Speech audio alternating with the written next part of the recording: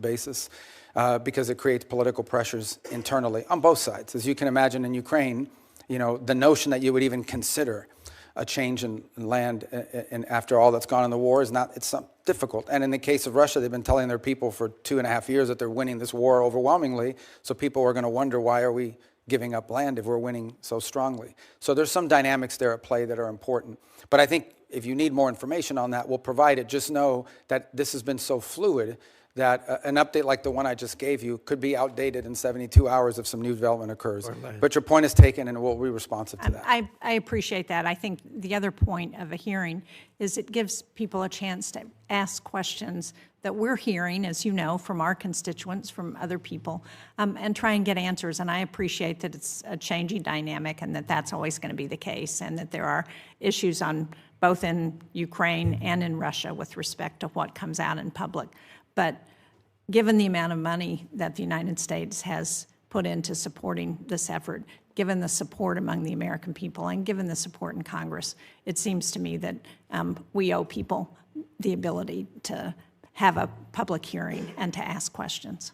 Thank you. Thank you. I appreciate that. Secretary Rubio, I don't answer this question if you don't feel it's appropriate, but did I understand you to say that the portion of the discussions regarding settlement in Ukraine, regarding security for Ukraine, are essentially agreed to by both sides? Because that's news to me, and it's a big news item if that's a fact. Well, I think you could argue they're agreed to from our side of the equation. There's obviously a Russian dynamic at play here, and of course, any security guarantees would come into play after the conflict were to end. Of course. And so there's that component to it. But the broader point I was making is that in all these discussions about security guarantees that people are putting out there, it's pretty clear that the only security guarantee that people keep pushing forward is one that involves a deployment of some European troops on the ground, but with a very strong U.S. backstop. My point being, it was in the broader context of the NATO alliance, and that is, we have to understand that even something like that in Europe, they don't have the capabilities of doing a real security guarantee without a U.S. backstop, which tells you the capability gap that needs to be closed. And it's one of the reasons why the president keeps pointing to NATO and its need for our partners to get stronger. And it is true, they've committed to 5% spending. That's obviously going to take some time. But that's really the broader point I was trying to make in that regard. But every notion of security guarantee that's been talked about and that the Europeans have pushed is one that requires a strong commitment by the United States as a backstop, which, in essence means we would be committed, potentially, in a conflict, in a future conflict. And that's something that I think needs to be understood in the context of what I've just described as the problems with NATO capabilities. Very clear. Thank you very much. Thank you again for your time. I'm going to leave the record open until close of business tomorrow. If there are questions, I'd appreciate it if you'd assist in getting answers to those questions. To have you here, thanks so much for coming. This is a public hearing. It is also the official business of the United States of America, and as a result of that, the committee has a zero-tolerance policy for interruptions or for attempts by anyone in the room to communicate with somebody up here or the witness. So as a result of that, if you do disrupt, you will be arrested, you'll be banned for a year. However, I'm told that we have some guests today who have completed their ban and are back with us again today. We hope you've had the time to think about your indiscretions and will behave yourself today. If you don't, as a persistent violator, you'll be banned for 3 years this time. So in any event, welcome to everyone, and certainly Secretary Rubio, we're glad to have you here, and welcome back. The new co-pilot I got, Pete, is doing just fine in the seat you used to sit in, and I'm glad to have him. Thank you so much for being here. We were a little afraid we were going to lose you to the Miami Dolphins there for a while, but I guess that went a different direction, so it's certainly our gain. I'd like to start this hearing on the Venezuela situation by recognizing the brave men and women who participated in this operation. The intelligence gathering, planning, and execution were incredible. Only the U.S. could have pulled off this mission, and that's only because of the dedication and professionalism of each and every one of our service members. As we know, much of their work is done in secret, but I do hope these people will receive the accolades that they so rightly deserve. I also want to acknowledge the leadership of President Trump that he has shown, and also you, Secretary Rubio. It's no easy job keeping drugs and narco-terrorists off our streets and keeping Americans safe. Thank you for extraditing Nicolas Maduro and bringing him to account for his many crimes against the American people. Let me reiterate a point that I've made many times on the Senate floor.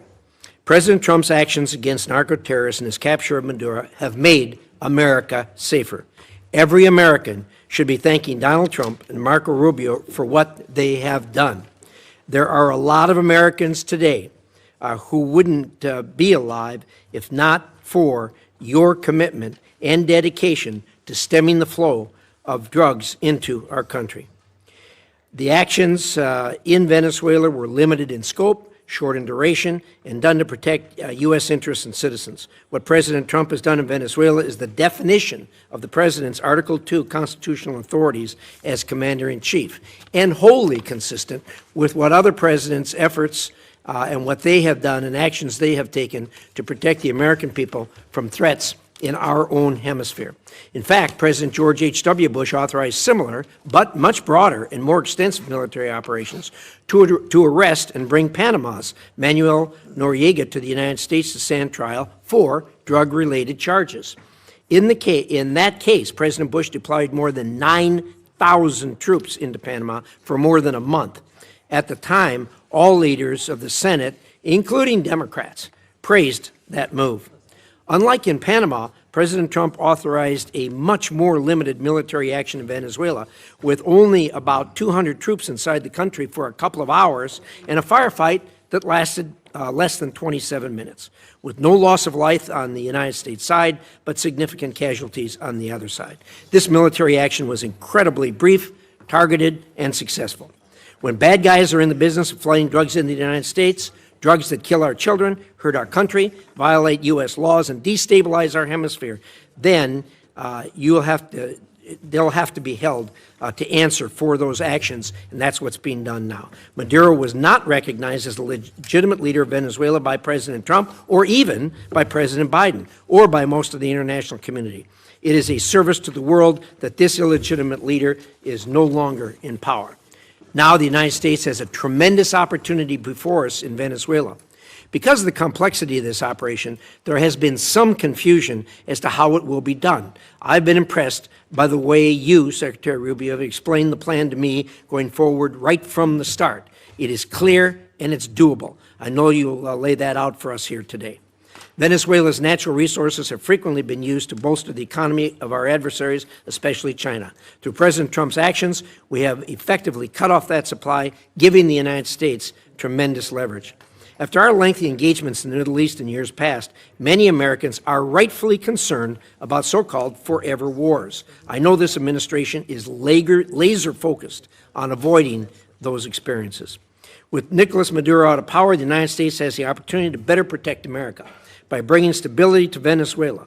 The country has a history of democracy, capitalism, and a respect for human rights. It is only during the last two dictatorships that it has lost these attributes. The Venezuelan people are not strangers to these concepts and long to have them reinstated.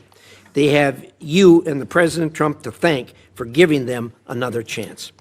It is all our hope that the Venezuelan people will soon be able to hold free and fair elections for their leaders. To get there, Venezuela may require U.S. and international oversight to ensure these elections are indeed free and fair, unlike their most recent elections. Secretary Rubio, thank you for being here today. I look forward to a productive discussion, and with that, I'd like to hear the distinguished ranking member's views on these matters. Senator Shaheen. Thank you, Mr. Chairman. Welcome back, Secretary Rubio. Thank you for being here. I certainly agree with the chairman in terms of his comments relative to Nicolas Maduro. He was bad for Venezuela, he was bad for the region, and he was bad for the United States. I think the question we have to ask now is, was the raid to arrest him worth the cost? And I also share the chairman's admiration for the military operation that took him out. But the U.S. naval blockade around Venezuela and the raid have already cost American taxpayers hundreds of millions of dollars. Outside estimates are as high as $1 billion. And yet, the Maduro regime is essentially still in power. All the same people are running the country. Maduro's vice president, now the interim president, has taken no steps to diminish Iran, China, or Russia's considerable influence in Venezuela. One of the reasons that has been given for the mission. Her cooperation appears tactical and temporary and not a real shift in Venezuela's alignment. In the process, we've traded one dictator for another. So it's no wonder that so many of my constituents are asking, why is the president spending so much time focused on Venezuela instead of the cost of living and their kitchen table economic concerns? Unfortunately, I think this has been a pattern across the administration, losing sight of what actually advances America's interests and delivers results for the American people. Take the elimination of personnel and departments that were critical to our national security, for example. These are cost-effective tools like Voice of America that help us advance America's interests globally. And Mr. Secretary, as you remember, you strongly supported most of these programs when you were on this side of the dais. The administration says those cuts were about saving money, but the total federal spending last year went up by 4%, not down. We spent more, not less. As a result, our adversaries like China are expanding their influence. And there is broad bipartisan agreement in Congress that China is the central strategic challenge of our time. The President himself has said that as well. But we're cutting foreign aid and diplomacy tools. We're leaving embassies without leadership. We're shutting down counter-disinformation programs. We are driving talent away from the United States while Beijing is actively recruiting it. And I would just like to point out, this is a picture of the globe. These are countries where China has ambassadors in those countries. All of the red, those are China. And places where their diplomats are on the ground, except, of course, for China, which is in blue, and they don't need to put diplomats there. This map, this is where we have diplomats. You can see the red is where we're filled, and look at all of the white, where we do not have ambassadors on the ground. We're even giving China some of our most advanced semiconductors. And after a year of tariffs that were supposed to make us stronger, China has posted the largest trade surplus in history. And American families are paying more at a time when the prices were already too high. Since the start of the tariff campaign in 2025, U.S. manufacturing employment has fallen by anywhere from 50 to 70,000 jobs, depending on whose estimates you look at. That's a trend that undercuts promises that tariffs would bring factory jobs roaring back. And instead of creating a united front against China, we're pushing our closest allies into their arms. Just look at Canada, whose business with the state of New Hampshire has been really critical. They recently cut a trade deal with China because they no longer view the United States as a reliable partner. Pushing allies away like that is not strategic competition. It is unilateral disarmament. We see the same gap between rhetoric and reality in how this administration deals with other authoritarian regimes. At a time when Iran is violently cracking down on protests, the U.S. is coming to agreements to deport Iranians in this country back to Iran, people who will face persecution and interrogation by Iranian security forces. And yet President Trump told the Iranian people that help was on the way. But the United States has largely stood on the sidelines as the situation has deteriorated. Americans are right in thinking that the Trump administration is tougher on our allies than on most of our adversaries. I just returned from Denmark, where I met with Danish and Greenlandic leaders. Senator Coons was also on that trip. He led it. What I heard directly is that President Trump's threats to take Greenland have shaken public confidence in the United States to the core. And this from an ally who first recognized the new United States of America in 1792, has fought on our side in both world wars and in Afghanistan. And I heard from one Danish-American woman whose son holds both citizenships and is approaching conscription age, that she's worried that her son might one day be forced to choose between the two countries that he loves. That kind of fear would have been unthinkable 2 years ago, or 10 years ago, or 50 years ago. There is no strategic objective in Greenland that cannot be achieved through cooperation. The only thing these threats have accomplished is weakening trust in the United States. That trust is the foundation of our alliances, and at a moment when Russia is waging the largest land war in Europe since World War II, we should be strengthening Allied unities. Instead, we're undermining it. European allies are worried about open conflict with the United States. Canadian trading partners are turning toward China instead of the U.S., and the constant threat of new tariffs raising prices and making it impossible for businesses to invest is ever present. So, from Venezuela to Europe, the United States is spending more, risking more, and achieving less. That does not project strength. It hands our adversaries exactly what they want. Thank you, Mr. Chairman. Thank you, Senator Shaheen. We're now going to hear from Secretary Rubio. After that, we'll do a round of 5-minute questions. And so with that, Secretary Rubio, welcome back to the committee. Love to hear what you have to say. Thank you. I appreciate it. And I'll be brief in my opening statement so we can leave more time for questions. I've submitted a written statement, but I'm not going to use it. I'm just going to talk to you guys for a few minutes. And all right, here we go.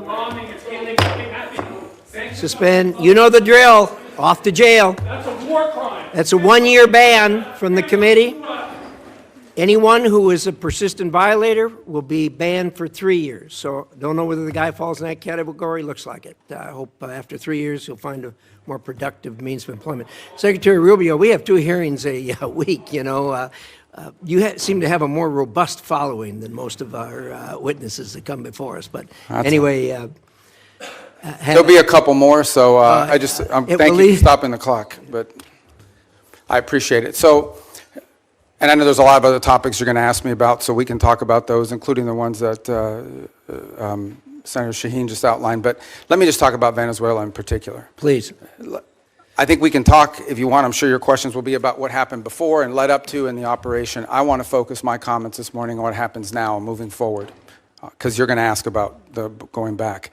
And let me just say this. What is our goal going in? We had in our hemisphere a regime operated by an indicted narco-trafficker that became a base of operation for virtually every competitor, adversary, and enemy in the world. It was, for Iran, their primary spot of operation in the Western Hemisphere was Venezuela.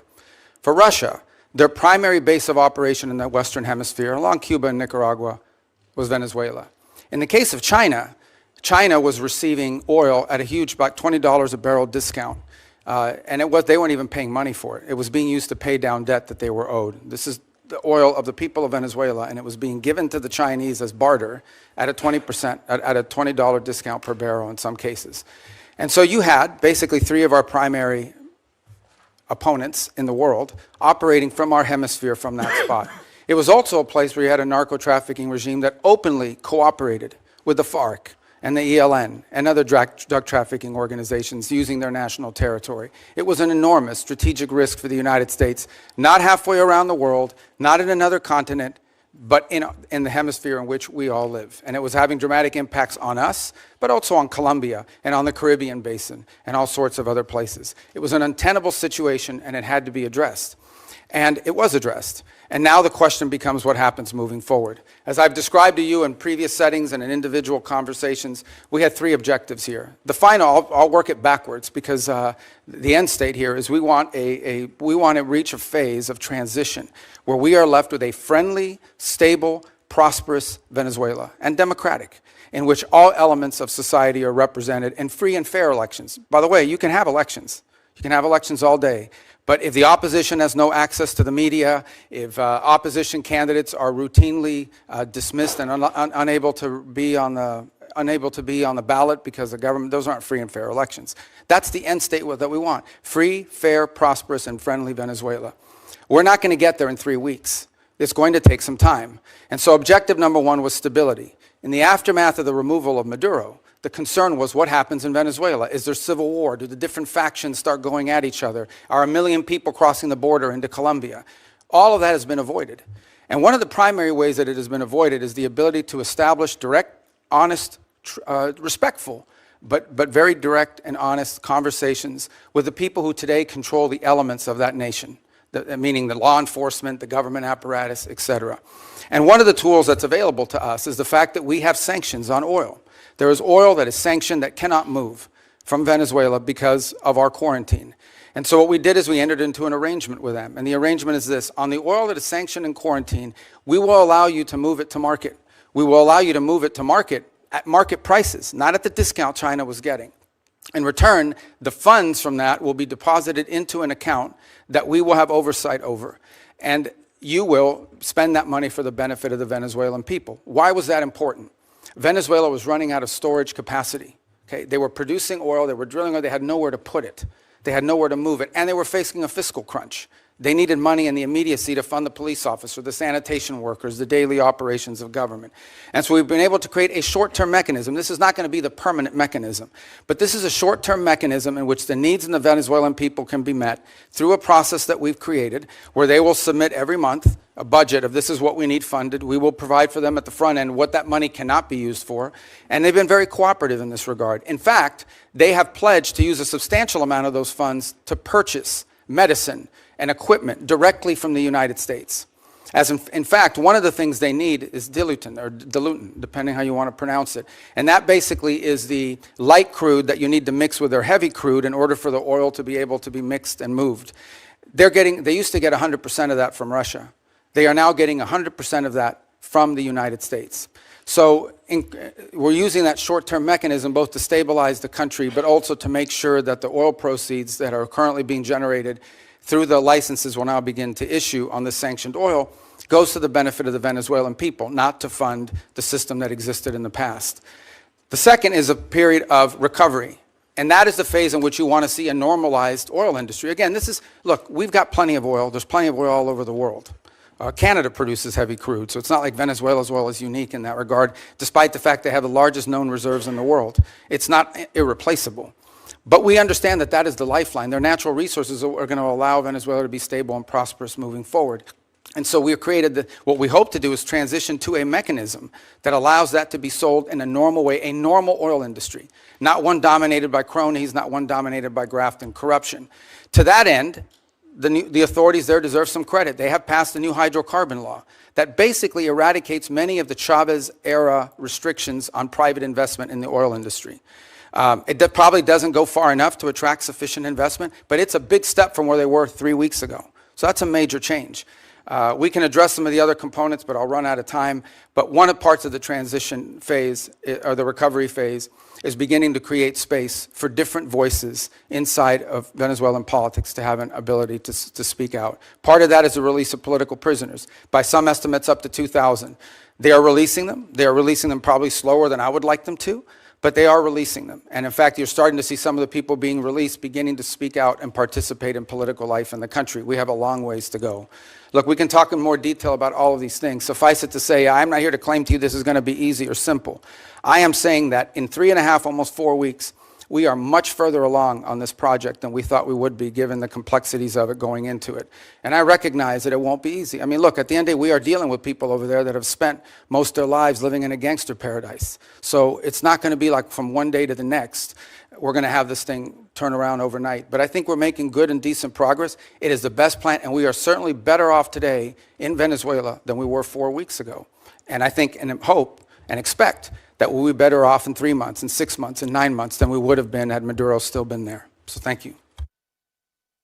Well, thank you, Secretary Rubio. We'll now do a round of questions, 5 minutes each. I'd like to start, and I'd ask you to go. I understand we're not in a classified setting, but I think a lot of people had no understanding of the groundwork that was done before the actual action took place.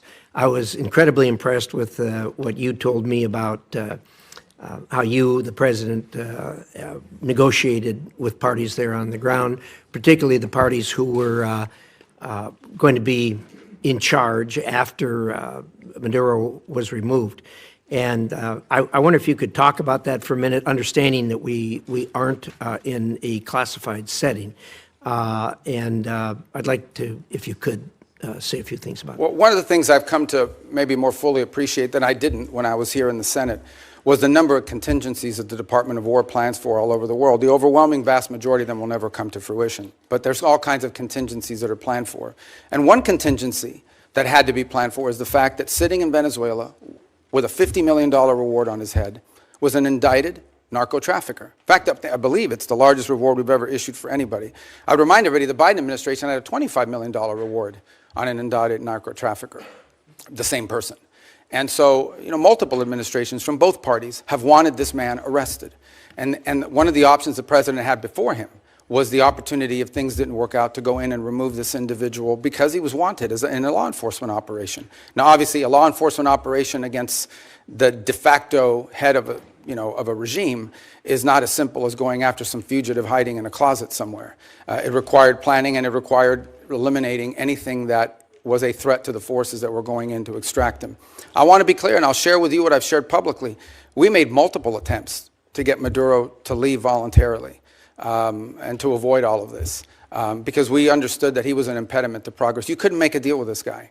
Okay? This guy has made multiple deals. He's broken every one of them. As a point of example, he made a deal with the Biden administration, and here was the deal that he made. It was a bad deal. We knew he wouldn't keep it. He made the following deal. Pardon my nephews, his nephews, who are convicted narco traffickers, convicted already and serving time in jail. Pardon them. Pardon and release Alex Saab, who was his money man, his bag man, primarily in charge of the portfolio with Iran. Release these people. He, in turn, agreed to release some political prisoners, which he did. Many of them were subsequently exiled or rearrested, and that he would hold free and fair elections, which he did not. In fact, he basically disqualified Maria Corina Machado and any other candidate, and Edmundo Gonzalez ends up being the nominee for the opposition party simply because they forgot to ban him, and they forgot to put him on the ban list. And then despite that, he loses an election that everyone around the world recognizes as a legitimate election. So he's made previous deals. In fact, he's broken so many deals, not even the Vatican has been willing to interact with Maduro in the past because he's broken so many of these deals. He's just simply not a guy you can make a deal with. He had no intent of keeping it. What he wanted to do was tap us along and buy 3 years of time until he could deal with a new administration that he thought may be more favorable, et cetera. He was an impediment to progress. None of the things we're talking about now, not the release of political prisoners, not the transition of the oil industry to a legitimate oil industry, not the erosion of Iranian, Russian, or Chinese influence. None of these things would have been possible as long as Maduro was there.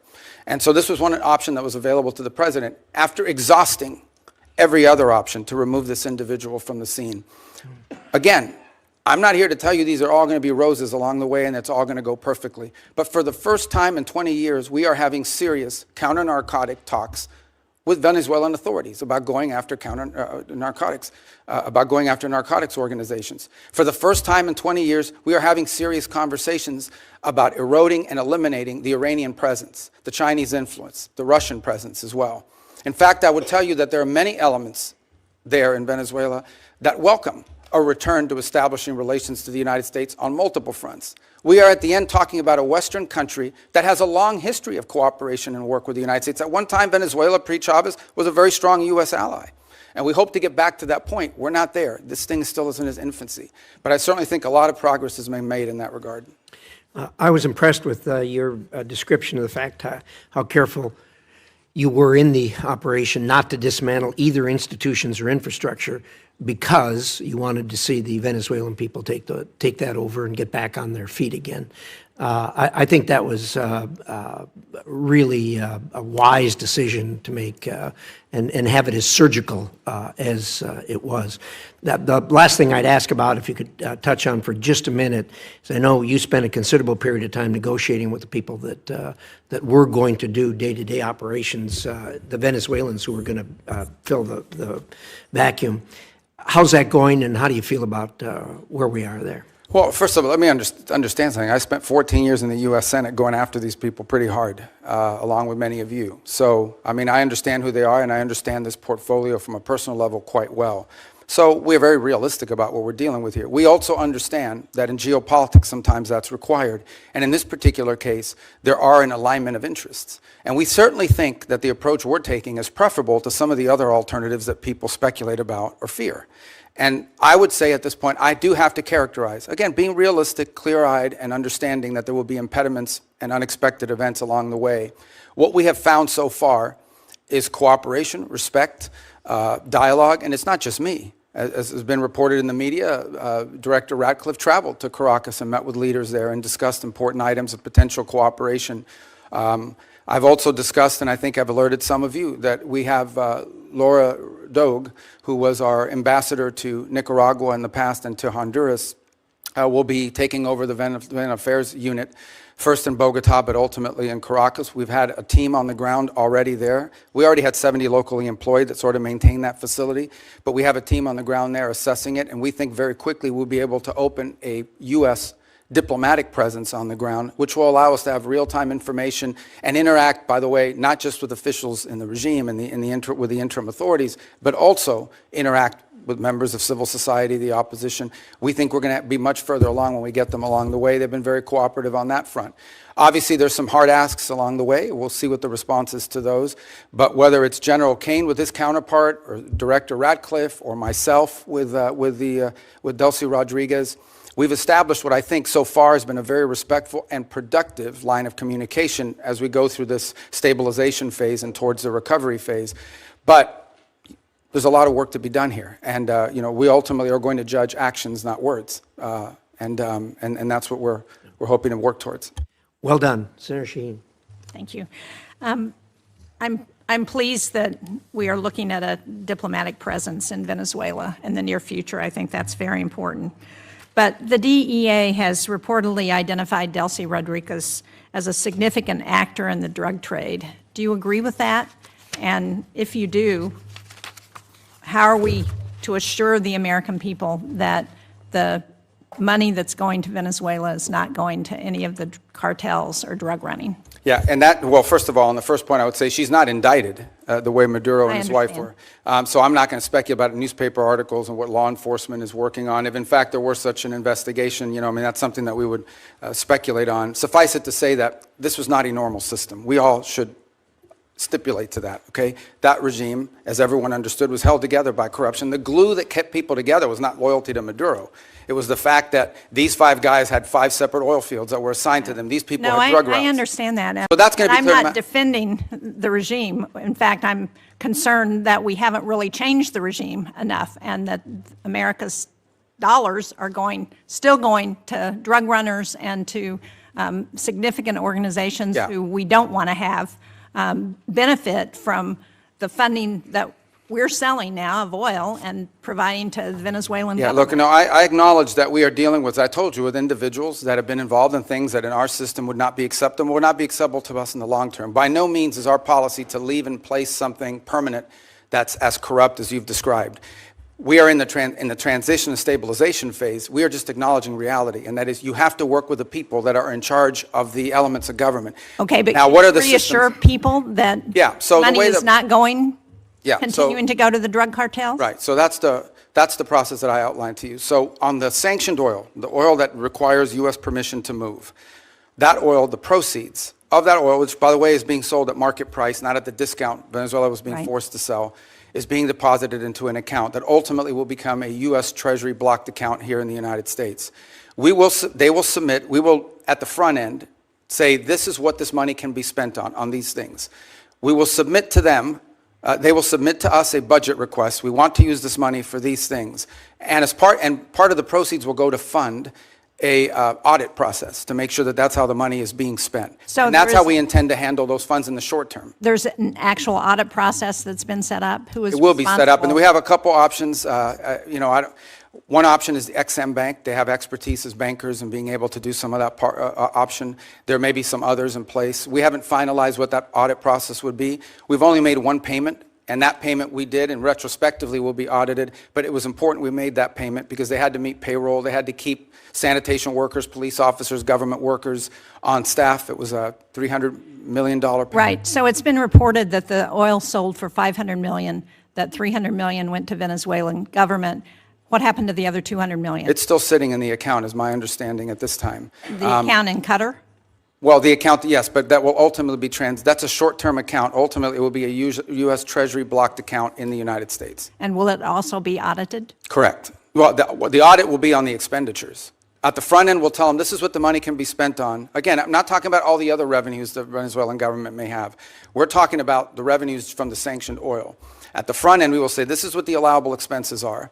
And then they will agree to fund, as part of the overall cost, they will pay for and fund an audit system acceptable to us to ensure that that's how the money was spent. And can you report to this committee once that audit system is set up? Oh, absolutely, yeah.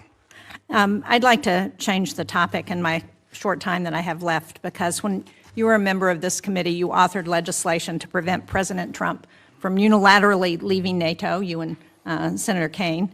Do you still believe that the U.S. benefits from NATO? We do. I mean, the problem, but NATO needs to be reimagined as well in terms of the obligations. And this is not new to this president. Multiple presidents have complained about it. I agree. I think this president just complains about it louder than other presidents. Well, I'm just trying to be get a clear answer on where this administration stands relative to NATO, because it's been a very fuzzy message over the last year. And do you agree that we're stronger in confronting China when we do so with like-minded partners, and that China is still the #1 threat that we face in the United States? Yeah, but our like-minded partners have to have capability, and that's been part of the problem, is the erosion in European defense capabilities, because they've taken vast amount of the monies that these are rich countries. And because of the NATO umbrella, it gave them the flexibility to spend a tremendous amount of their revenues on social programs and not on defense. Now, maybe that trend line will begin to change. Well, it's already begun to change, frankly, and thanks. And I think the president deserves credit for that, for the fact that there is now a commitment for 5% of GDP to be spent on defense. But part of that strength also comes not just from having the mechanism, the military might, but it also comes from the unity with our allies. And to the extent to which that unity is undermined, like the talk about Greenland and antagonizing Denmark, then it undermines NATO's ability. And the only people who are excited about that are Vladimir Putin and President Xi. Yeah, well, I would say that I think our alliances in NATO ultimately are something that's going to work out. Our partners understand the importance of the U.S. presence in NATO. Without the U.S., there is no NATO. And we understand that in order for NATO to be stronger, our partners need to be stronger. And one of the things we've explained to our allies in NATO is the United States is not simply focused on Europe. We also have defense needs in the Western Hemisphere. We have defense needs in the Indo-Pacific. And it will require us. We may be the richest country in the world, but we don't have unlimited resources. And as we reassign exactly why we want to have allies and partners to help us as we're looking at conflicts around the world. And when we antagonize our allies and partners, and when we send Canada to do a trade deal with China instead of coming to New Hampshire or the United States, it weakens our ability to confront our adversaries. Yeah, but our allies have to be two things. They have to be willing to step up, but they also have to be capable of stepping up. And frankly, many of them have not. I mean, Spain is still not doing the 5%. I mean, there are countries that are still not doing. And in fact, Marco Rubio yesterday pointed out that if without the United States, the countries of Europe would have to spend 10% of their GDP for the next 20 years to be able to make up the whole. So I do think there needs to be a rebalancing, and hopefully we'll have cooperation. I think we will. Rute has done a great job of managing all. And I'm not arguing that point with you. As I said, I agree with what the president has asked of our European allies. What I'm arguing with you about is undermining his rhetoric is undermining our NATO with our allies, and that's a problem. Thank you, Mr. Chairman. Thank you, Senator Shaheen. Senator Ricketts. Thank you, Mr. Chairman. Thank you, Mr. Secretary Rubio, for being here. So some of the comments from my colleagues on the other side of the aisle are difficult to square with the record. The goalposts didn't move, nor did Maduro change. The only thing that changed was President Trump acted on what members of both parties said needed to happen. And did so, by the way, with an operation that will go down in history as one of the most impressive and tactically proficient to be ever carried out. So, Secretary Rubio, I'd like to get your response to a few yes or no questions. I know that's typically not your nature, but please bear with me here a moment, okay? All right, let's hear them first. I hate game shows. Go ahead. For years, the United States had a standing bounty on Nicolas Maduro, correct? Have what, I'm sorry? A standing bounty on Nicolas Maduro. Oh, yes. And this bounty was increased by both the Biden and Trump administrations, correct? Correct. And despite that bounty, did Maduro remain in power? Yes. Did he continue to support drug traffickers? Oh, yes. Was Operation Absolute Resolve a law enforcement operation supported by the military? It was. Did that operation successfully remove Maduro and his wife, and they were taken into custody? Yes. Great questions. Thanks. Were any service members, law enforcement officers killed in that operation? Not any of ours. None of ours, right. Has there largely been a broad support across Latin America for Maduro's removal? Yes. And is the United States better off with Nicolas Maduro in custody? Yes, and Venezuela too. Right. I realize that you'll hear differing views during this hearing, but I want to at least offer my personal congratulations to you and everybody who helped carry this out, because the world is better off without Nicolas Maduro. A few weeks ago, you briefed the Senate on your three-phase plan. You've been talking about it here today on stabilization, recovery, and the transition in Venezuela. Is there anything this Congress can do to be helpful in executing on that plan? There will be in time, there's no doubt about it. On the stabilization front, you know, in order to stabilize it, for example, we're going to have to begin to provide some licenses through OFAC. So as an example, if a company wants to go down and explore the opportunity to do some economic activity in Venezuela, they will require a license from Treasury to be able to do that. And so that doesn't require congressional action, but I wanted you to be aware of it when you start to see some of these things. Some of these are just exploratory. The second is, I think in time, look, Venezuela is a very wealthy country. This is not a country that's going to require money from the United States to rebuild, to stabilize, to transition. It really isn't. It has the ability to be, and it has been historically, the wealthiest country in the Western in Latin and South America, in many cases. The problem is that the wealth of the country was being stolen. And so part of both the recovery and the transition phase is ensuring that you leave in place a prosperous, free, democratic, allied with the United States and friendly, but also prosperous Venezuela, where the resources of the country are being done responsibly, are being utilized responsibly and to the benefit of the people and their economy. So in time, I imagine we will be coming back to you with specific legislation that may be required to assist in that function. But we don't expect that this is going to require any spending on our part. On the contrary, unlike many of the other parts of the world we've gotten involved, Venezuela we're not spending any money in Venezuela right now other than whatever it costs to stand up our embassy. Let me switch gears on you a little bit. One of the common criticisms after Maduro's capture was that this would incentivize communist China to take similar actions in Taiwan. In my opinion, this couldn't be further from the truth. For starters, communist China doesn't care about international law or norms. They've demonstrated that repeatedly. Just ask the Philippines. Nor does it believe in international law even applies to Taiwan. But most importantly, Xi Jinping's calculus on whether to take kinetic action against Taiwan rests solely on whether or not he believes he will be successful or not. In this sense, the tactical proficiency displayed during Operation Absolute Resolve may have actually given Xi more pause to take than in taking action in Taiwan. Because despite its massive military buildup, the PLA continues to lack the experience so clearly on display that the United States demonstrated in Maduro's capture. And the PLA leaders that do have combat experience, like General Zhang, just got purged, or at least one of them did. So, Secretary Rubio, do you believe that the operation to take Maduro into custody will have any impact on Communist China's actions or intentions toward Taiwan? No. Look, the situation on Taiwan is a G legacy project that he's made very clear that that's what he intends to do. And that's going to be irrespective of anything that happens in the world. Your point, though, is well taken, and that is the U.S. in conducting this operation, I think, was certainly startling to China, to Russia, to Iran, to any adversary around the world, because the U.S. is the only country in the world that could have done this operation. Mr. Chairman, if I could just real briefly, I just mentioned General Zhang getting purged here. He was obviously a very important official in China. Can you share with us just your assessment on what that means, that Xi just purged one of these? Well, this is, I think, part of a pattern we've seen over the last few years, which is a purge of leaders in their military. They're spending a lot of money on their military, and obviously some of these guys are stealing that money, and they're trying to address that. So it's an issue internally in their system. They're obviously not sharing with us or talking to us in depth about any of that, but it's certainly something we watch with interest. Great. Thank you, Mr. Chairman. Thank you, Senator Ricketts. Senator Coons. Thank you, Mr. Chairman. Thank you, Secretary Rubio. Good to be with you again. My basic question is, what are we doing here? What is the point? What is the goal of this hearing? How do I know? As you know well, having served on this dais alongside me for 14 years, this is an oversight hearing. And the purpose of oversight is to encourage, if necessary, to compel consultation between the administration and Congress. And I just wanted to raise with you at the outset, of course the Commander-in-Chief has, under Article 2, the power to defend the American people against an imminent threat or an incoming attack. How else could we be kept safe? But our Article 1 power requires consultation. I'll agree with all of my colleagues. Nicolas Maduro is a bad guy. He was indicted. There was a bounty on his head over several administrations. His removal, flawlessly executed by American troops, thankfully none of them hurt, did cost the lives of 75 to 100 Venezuelans and Cubans, was a dangerous and high-risk maneuver.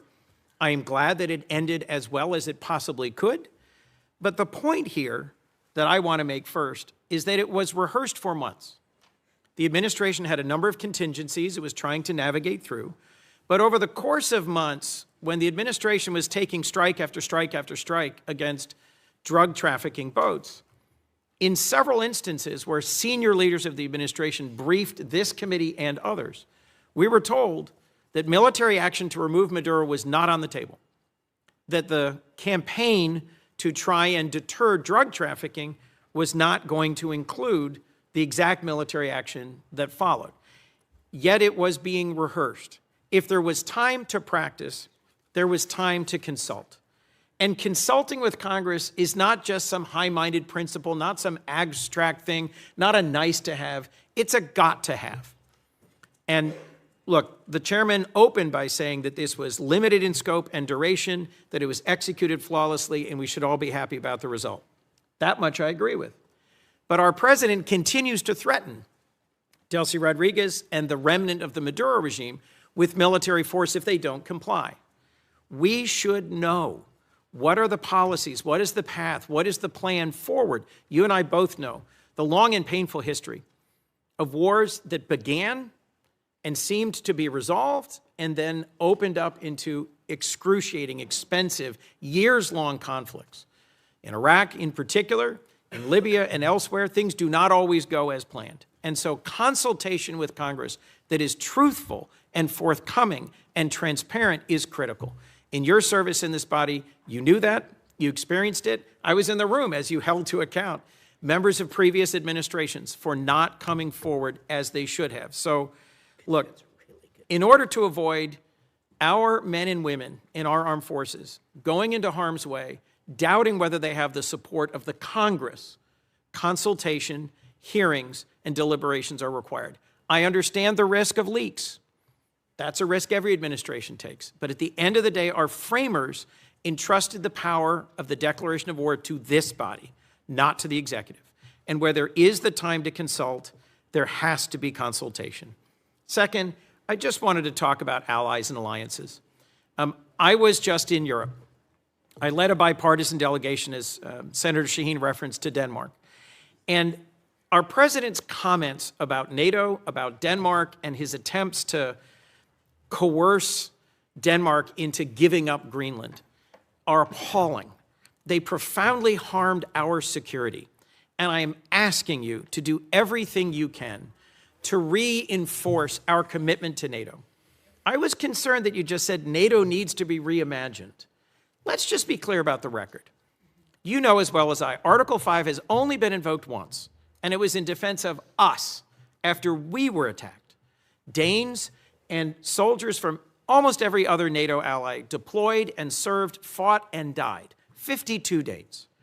And for me, the most emotional moment of my visit to Denmark was laying a wreath at the memorial to the Danes who served, fought, and died alongside Americans. So when our president says we never asked for anything from NATO, and they never gave us anything, and you suggest that they aren't carrying their weight, whether it's in bases, or in access, or in troops, or in service, it is allies that will keep us safe in the Indo-Pacific. Our treaty allies, Korea and Japan and Australia and the Philippines, are going to be critical to Indo-Pacific security against our principal threat, China, and in Europe. I'm worried that the very foundations of trust are being shaken. Our democracy depends on consultation with Congress that is truthful and timely, and the confidence of our allies depends on them knowing where we're going next. Today, an armada is steaming towards Iran. Our president is on social media threatening Iran, and I hope I can count on you, Mr. Secretary, to consult with us and inform us before our next actions, whether against Nigeria, Colombia, Cuba, Iran, or anywhere else. And I hope and believe that I can count on you to reinforce the sanctity of NATO, not to reimagine it, but to reinforce it. Thank you. Well, let me unpack the 3 points you touched upon: consultation, NATO, Greenland, alliances in Greenland. Let me tell you on the consultation. Look, this has been a point of tension, not just in this administration and Congress, but in multiple administrations, as you rightly pointed out. I was a big fan of consultation when I was sitting over there. Now, you know, it's a different job, different time. But it's not, that's not necessarily the point. This is a very unique situation that we faced here. The fact of the matter is that our mission, and the one you were briefed on and talked about, that mission remains ongoing, and that is the counter-narcotic mission that we continue to carry out in the, as controversial as it may be. You may not all be fans of it, obviously, but it is happening in the Eastern Pacific, and it is also happening in the Caribbean Basin. The problem is, or the good news is, there aren't a lot of drug boats moving in the Caribbean Basin anymore, and that's what we had briefed Congress upon. This specific mission that you've talked about, one of the reasons why you rehearse it is to see if it's even feasible, to basically go to the president and say, is this something that's even an option on the table? The truth of the matter is that this mission could not have been briefed to Congress because it wasn't even in the realm of possible until very late in December, when all of our efforts to negotiate with Maduro had failed, and the president was finally presented these options and made these decisions. It was also a trigger-based operation. It may never have happened. It required a number of factors to all align at the right place at the right time in a very limited window, and it wasn't even clear if it was ever going to be possible. There's also the aspect which I do not control, and that is deference to the Department of War on operational security. Despite the fact that we had kept this quite constrained, the truth of the matter is that this was leaked. We now know it was leaked by a contractor at the Department of War that, had it been published, would have endangered the lives of people and/or would have probably canceled the ability to carry out the mission. So this is a real tension, and one that I'm doing the best I can to try to manage within the constraints of two things: operational security and also decisions being made. There are multiple contingencies for events all over the world, including some that none of us think were ever going to come to fruition. And in this particular case, one of the reasons why you rehearse these things in advance is to know whether it's even possible. Is this even doable? And what are the risks associated with doing? So you can present options to the president, who ultimately makes these decisions. In the case of reimagining NATO, it most certainly has to be reimagined. And the reason why it has to be reimagined is not because its purpose is reimagined. Its capabilities have to be reimagined. Let me give you as a point of example. There's a lot of talk about security guarantees. And it's something that there's general agreement about now with the case of Ukraine. But those security guarantees basically involve the deployment of a handful of European troops, primarily French in the UK, and then a U.S. backstop. But in fact, the security guarantee is the U.S. backstop. It is not and I'm not diminishing the fact that some countries in Europe are willing to place troops in a post-war Ukraine. What I'm pointing out is that is irrelevant without the U.S. backstop. And the reason why you need such a strong U.S. backstop is because our allies and our partners have not invested enough in their own defense capabilities over the last 20 or 30 years. Now, hopefully that's going to change. Hopefully that is changing. And in some cases and in some particular countries, it's already changed. But this is a fact that we cannot ignore. NATO is going to be stronger if our allies are more capable, especially, and here's the reality, whether we want to accept it or not, we have interests all over the world. We have interests in the Middle East, we have interests in the Western Hemisphere, and we most certainly have interests in the Indo-Pacific. A number of you have already pointed out that China is the chief challenge. We can't have the same soldiers or the same ships in both Europe and in the Indo-Pacific. We have to pick. No matter how many ships we build, no matter how many capabilities we grow, we're going to have to make these adjustments. And the stronger our partners are in NATO, the more flexibility the United States will have to secure our interests in different parts of the world. That's not an abandonment of NATO. That is a reality of the 21st century and the world that's changing now. In the case of Greenland, I'll say we're in a good place right now. We had excellent meetings with the Secretary General of NATO. In fact, even as I speak to you now, there'll be some technical level meetings between us and our partners in Greenland and Denmark on this issue. And I think we have in place a process that's going to bring us to a good outcome for everybody. The president's interest on Greenland has been clear. It's a national security interest. It's a long-standing interest that predate this administration. It's one that our allies acknowledge is real. I think we're going to get something positive done. We're going to begin that process in a very professional, straightforward way. It begins today, and it'll be a regular process. We're going to try to do it in a way that isn't like a media circus every time these conversations happen, because we think that creates more flexibility on both sides to arrive at a positive outcome. And I think we're going to get there. And I thought it was noteworthy and important that despite your concerns, the president at his speech in Davos made very clear that the United States was not going to use force or military force in Greenland. So I think we're going to wind up in a good place. We got a little bit of work to do, but I think we're going to wind up in a good place. And I think you'll hear the same from our colleagues in Europe very shortly. Mr. Secretary, the Gang of Eight has never leaked. Senator, It is critical that you consult with Congress. For us to be safe, our allies have to trust us. And for this committee to do our work, we have to trust you. Let's work together to restore that. Thank you, Senator Coons. Senator McCormick. Mr. Secretary, thank you for being here. Defending American interests in the face of Russian, Iranian, and Chinese encroachment in the Western hemispheres, it's a key to the Trump corollary of the Monroe Doctrine.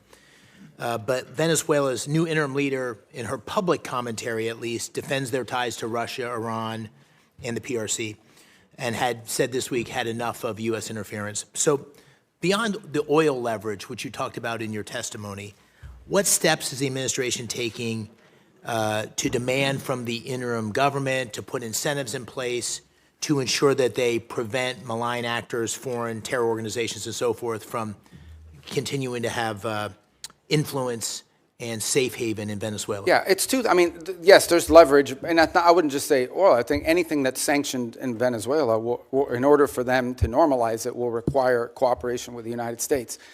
But it's not just leverage, it's also their national interest. It's an alignment of their interest. The truth of the matter is that the United States will be a far better partner for a future Venezuelan government that's free and democratic, and even for the current authorities, than some of the partners they've signed up with now. Frankly, we think it's not in Venezuela's interest to have an Iranian presence or the sale of Iranian weaponry or anything like that into their country. So I think there's alignment there. We think and can argue that some of these criminal elements, which they've allowed to act with impunity in parts of their country, is a deal with the devil. In the short term, it provided revenues to some corrupt regime officials, but in the long term has created real destabilization, not for just them, by the way, but also for Colombia.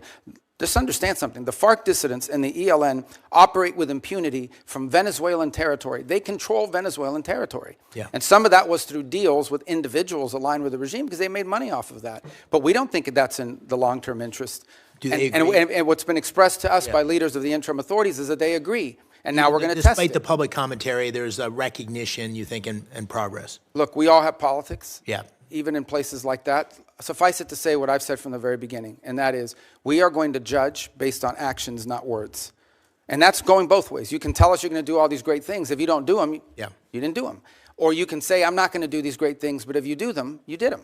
Good. And I think we can point to some things now that show you, just as an example. Think about it. Within 2.5 weeks of Maduro's removal, they passed reforms to the hydrocarbon laws, which basically roll back many of the Chavez-era restrictions on private ownership and investment in their country. It doesn't go far enough. It probably needs to do more, but that's extraordinary. That never would have happened 2 or 3 weeks ago. It certainly wouldn't have happened if Maduro was still there. So I think these are signs of progress. Do they still have political prisoners? They do. But many are increasingly being released every single day, and some are actually being released and beginning to speak out again. And we're going to watch very closely how they're treated and how that happens, because that'll be part of how we judge them and their actions. You not touched words. on my second question, which is this long history of very sordid history for outside investors coming into Venezuela. And the president and you had a meeting with our energy leaders in the Oval Office to talk about the opportunity to invest. And there was, worries about the safety of investing. What steps beyond what you just described in terms of the hydrocarbon law, security guarantees for workers, any sorts of certainty that investors are gaining, which is going to allow them to have the confidence to move on the opportunities of Venezuela? Yeah, I mean, the first step is some of these investors or potential investors need to get a license from OFAC to be able to even explore this. Then they need to be able to go down there and meet with people and see what's happening and make that determination. Here's what I would say. Venezuela has a lot of oil. They do. But there's a lot of oil in other places too. Companies are only going to invest somewhere if they know we're going to invest, we're going to make our money back with a profit, and our land isn't going to be taken from us. And if you try to, there's a court we can go to and contracts we can enforce. That's the level of certainty that we're talking in terms of security. And that's part of this transition process. That's part of this recovery process, is to normalize their industry. Because if not, they'll just invest the money in Guyana, or they'll just invest the money in some other part of the world that has oil. They're not going to risk it. So it's to their benefit to have set up a normal, transparent process that encourages foreign investment, not just in oil, by the way, and other natural resources, but in other sectors of their economy. I mean, it's unlimited, whether it's retail, whether it's banking. I mean, a country that's prosperous and generating economic activity holds the promise of all sorts of economic I'm activity. going to try to squeeze in including- one more question, if Yeah. I could, just in my remaining seconds, just very briefly. We've heard such differing accounts, and the president has spoken strongly, you have as well, on the deaths in Iran and the horrible atrocities that are being committed. Can you give us some sense of, we see reports of thousands, tens of thousands. What's the State Department's best estimate of what's happened on the ground? Well, in the thousands for certain. And look, I think regimes, including that one in Iran, have learned that when you start shooting people in the head with snipers, it's effective. I mean, it works, and they've done it, and it's horrifying. And that's what we've seen. That regime is probably weaker than it has ever been. And the core problem they face, unlike the protests you saw in the past on some other topics, is that they don't have a way to address the core complaints of the protesters, which is that their economy's in collapse. And the reason why there's economies in collapse is because they spend all their money and all their resources building weapons and sponsoring terrorist groups around the world instead of reinvesting it back into their society. And as a result, have taken on massive global sanctions, which has isolated their economy and their country. And so that's what the Iranian people are demanding, is that they stop doing that and start caring about them and get these sanctions off them. And this regime is unwilling to do it. So the core challenge is the protests may have ebbed, but they will spark up again in the future, because this regime, unless they are willing to change and or leave, have no way of addressing the legitimate and consistent complaints of the people of Iran who deserve better. Very good. Thank you. Thank you. Senator Murphy. Thank you very much, Mr. Chairman. Listen, I think the scope of the project that you are undertaking in Venezuela is without precedent. You are taking their oil at gunpoint. You are holding and selling that oil, putting for now the receipts in an offshore Middle Eastern account. You're deciding how and for what purposes that money is going to be used in a country of 30 million people.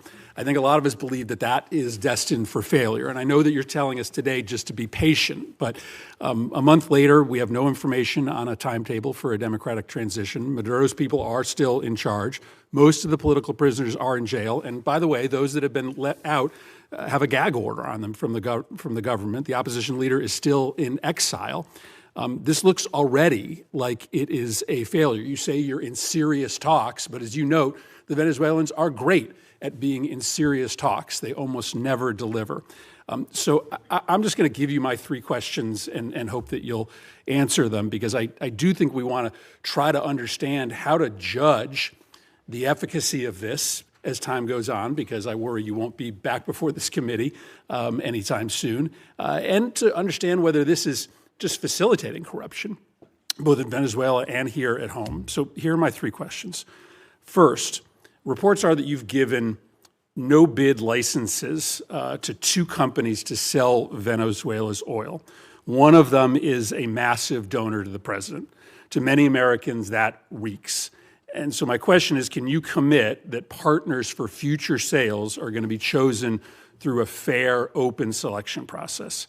Second, if Delcy Rodriguez, who is an unelected leader, the head of Maduro's torture operation, is still in power 6 months from now, does that mean that your policy is a success or failure? How do we judge when we've had enough of Rodriguez? And third, in your testimony, you reserved the right to use force again in the future if the Venezuelan government isn't complying with your requests. So if, for instance, they refused to give you access to the oil in the future, if they said, we're just going to keep it for ourselves, would this cause you to consider military action? And do you concede that if you're using military action simply to try to compel cooperation from the government, you absolutely need congressional authorization for that? So if you can answer those three questions. So the first question was about the trading companies. The second is about Delcy still in power 6 months from now. 6 months from now. And the third is on the use of force. Yes. Okay. On the first one, the two traders. So here's the problem we faced. The problem we face in the short term is they had no place to put oil. They were running out of storage capacity for their oil. We had to move that oil to market very quickly. The only way to move it to market very quickly is to plug into these two primary trade companies that could sell it in the open market. That is not the permanent outcome here. That is a short-term fix to a short-term problem, which is they were literally storing oil. They brought in tankers and had tankers sitting offshore just to hold their oil. At some point, their capacity to produce was going to be shut down and their ability to generate revenue. So we had to move that oil very quickly. The long-term plan is not those two trading companies. The long-term plan is for them to have a normal energy program that sells directly into the market, directly. To refineries and to companies that are exploiting and exploring it. For example, Chevron has operations there that never stopped. They seek to expand those operations. They don't need those trading companies. So those trading companies were a short-term fix for a very acute problem because we wanted to prevent societal collapse because they had no money for revenue. On the second point about her being still in power, look, let me say this, a couple things. This is not unprecedented. I can point to a number of places, Spain, Paraguay, two examples of places in which there was a transition, from an autocratic regime to a democratic regime, and it took time. I can't give you a timeline of how long it takes. It can't take forever. It's not even been 4 weeks since Maduro was reduced. A year, two Well, I think years? we need to be, let me put it to you this way, we need to be much further along 6 months from now, even 3 months from now. That may not be satisfactory to you, but I'm saying we have to be much further along 3, 4, 5 months. 3 or 4, 5 months from now cannot look like what today looks like. And I think there's acknowledgement on both sides of that. I can probably give you a better answer, and this is not deflecting, when we finally have people on the ground like the ambassador and the team around her on a daily basis that are interacting. Because one thing is for me to pick up the phone and talk to Delcy Rodriguez 3 times a week. Another thing is to have someone on the ground on a daily basis that's following these events, is talking to civil society, but also engaging with interim authorities. But the fact of the matter is that, yes, we want to see quick progress. As you said, it's unprecedented, okay? All I'm saying to you is, before this was stagnant. Before this, we had spent 14 years, you were involved in some of those efforts, 14 years trying to change the dynamic in Venezuela. 13, 12, 11, 10, it was a big part of my career in the Senate was spent on this. This is the first time in over a decade that we see even the glimmer of an opportunity to change conditions.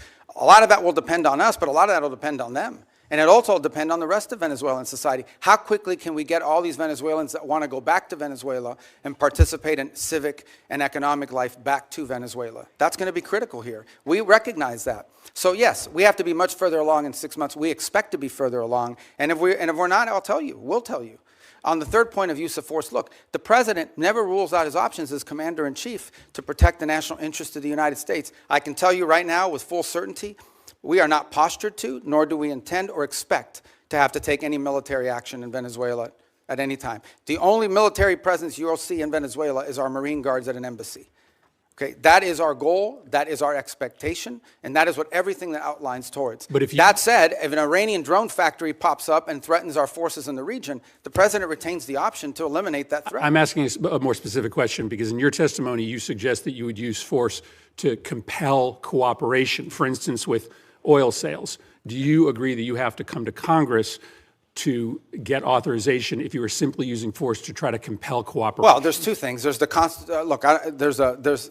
it seems like under the War Powers Act. No, under the War Powers Act, if we're going to be involved in something that's going to put us involved in a sustained way, we have to notify you within 48 hours after the fact, and then if it's going to last longer than 60 days, we have to come to Congress with it. We don't anticipate either of these things having to happen. Everything is moving in a very different trajectory right now. On the other hand, if we tell them we don't want to see drones from Iran, as an example, pointed at the United States or threatening our forces or our presence in the region or our allies' presence in the region, and they refuse to comply with that, the president does reserve the option in self-defense to eliminate that threat. We don't see that, we don't anticipate it, but it could happen.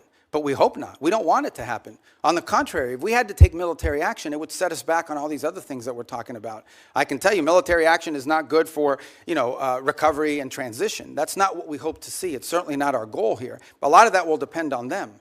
But I think it would require the emergence of an imminent threat of the kind that we do not anticipate at this time. But that's not, they get a vote on that too.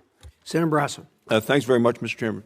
Mr. Secretary, great to see you. Congratulations. What you and President Trump have demonstrated in the past year is clearly peace through strength, and I appreciate the leadership from both of you. We've talked a lot about Venezuelan oil. You know, I focus a lot on energy going to China, and 3/4 of all the oil that went from Venezuela out of the country there last year, 75% of it went to China. They got it at deep discounts. They lots of money back to Venezuela through oil for loan deals.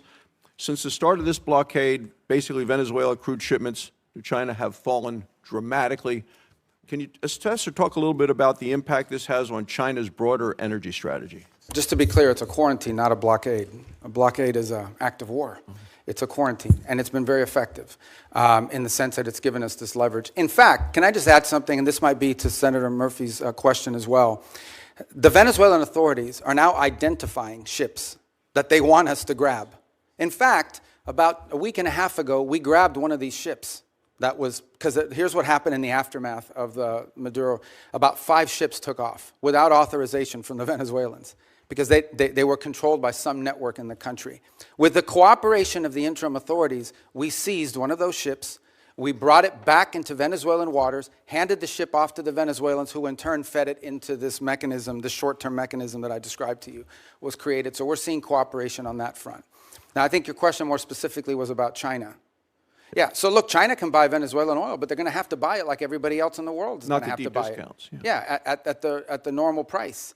And that money is going to flow back to the benefit of the Venezuelan people in a structured way. And I know that in the short term that will involve this mechanism we've described. In the long term, our intention is that it would be governed by a democratically elected government. You know, I mean, that, like a normal country would handle it. But it's not just about oil. There's other economic activity, the full spectrum. I mean, Venezuela was, and still, we're not talking about some third world country here. I mean, we're talking about a country that doesn't just have wealth, it has memory, it has history of economic activity, of people who own chains of pharmacies. I know some of these people, of people who own chains of retail stores, including American retailers who had a presence there. We just want it to be a normal, prosperous country again, not a playground for Iran, Russia, and China in our own hemisphere. And we're going to try to help them get that because we think it serves our national interest. That will require actions on our part, not money, but ultimately that will require them. This is ultimately going to be on the Venezuelan people and Venezuelan society and Venezuelan leaders to make this happen. We're going to be there to help and assist and create the parameters for it, and we feel like we're making really good progress. If we make as much progress over the next 4 weeks as we've made in the last 3.5 weeks, I'll feel very good about that. If it slows down or it gets complicated, I'll certainly let you know. But our anticipation is that we're going to be able to continue to work cooperatively with them because it's in their interest and ours. But I will point out to this. After this operation happened, look at the people who criticized it. I mean, there were others. China, Russia, Iran, Hamas. These were the people that were upset about this strike and this raid and what we did. And I can tell you that in many countries in the Western Hemisphere, there was great pleasure in the fact that Maduro was removed and that it didn't involve an all-out war and an invasion. Since you mentioned Iran, and Senator McCormick mentioned Iran as well, a lot of oil is still going from Iran to China. 1 million barrels a day last year. Lots of that money goes back to Iran, to the dictators, the people that are actually killing others on the street. Can you talk a little bit about what we can do to prevent that from continuing to go and what we're doing to support the Iranian? Some of that is sanctioned oil. This requires the willingness to enforce those sanctions.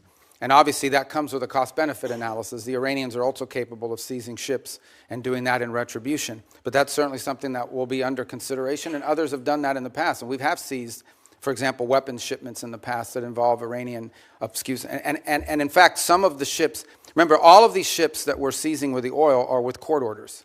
They're either one of two things.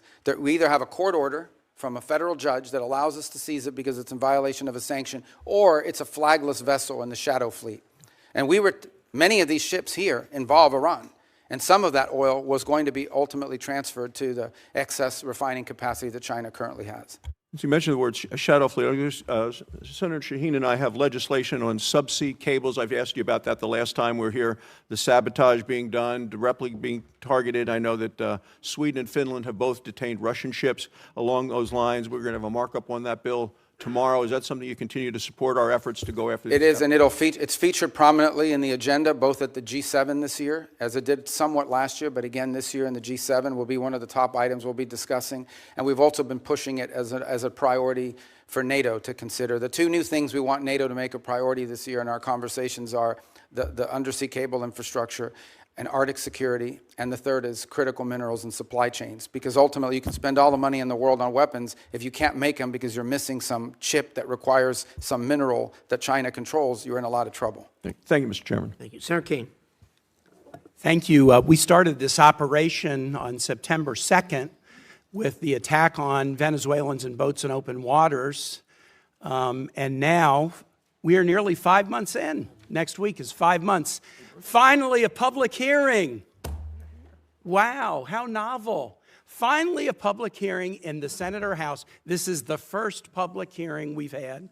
200 folks who are on secret designated combatant lists have been killed. U.S. troops have been injured. Hundreds of millions of dollars have been spent. An armada amassed. The announcement of a new Monroe Doctrine, which does not land well in the Americas. Democrats have been asking over and over again, can we have a public hearing?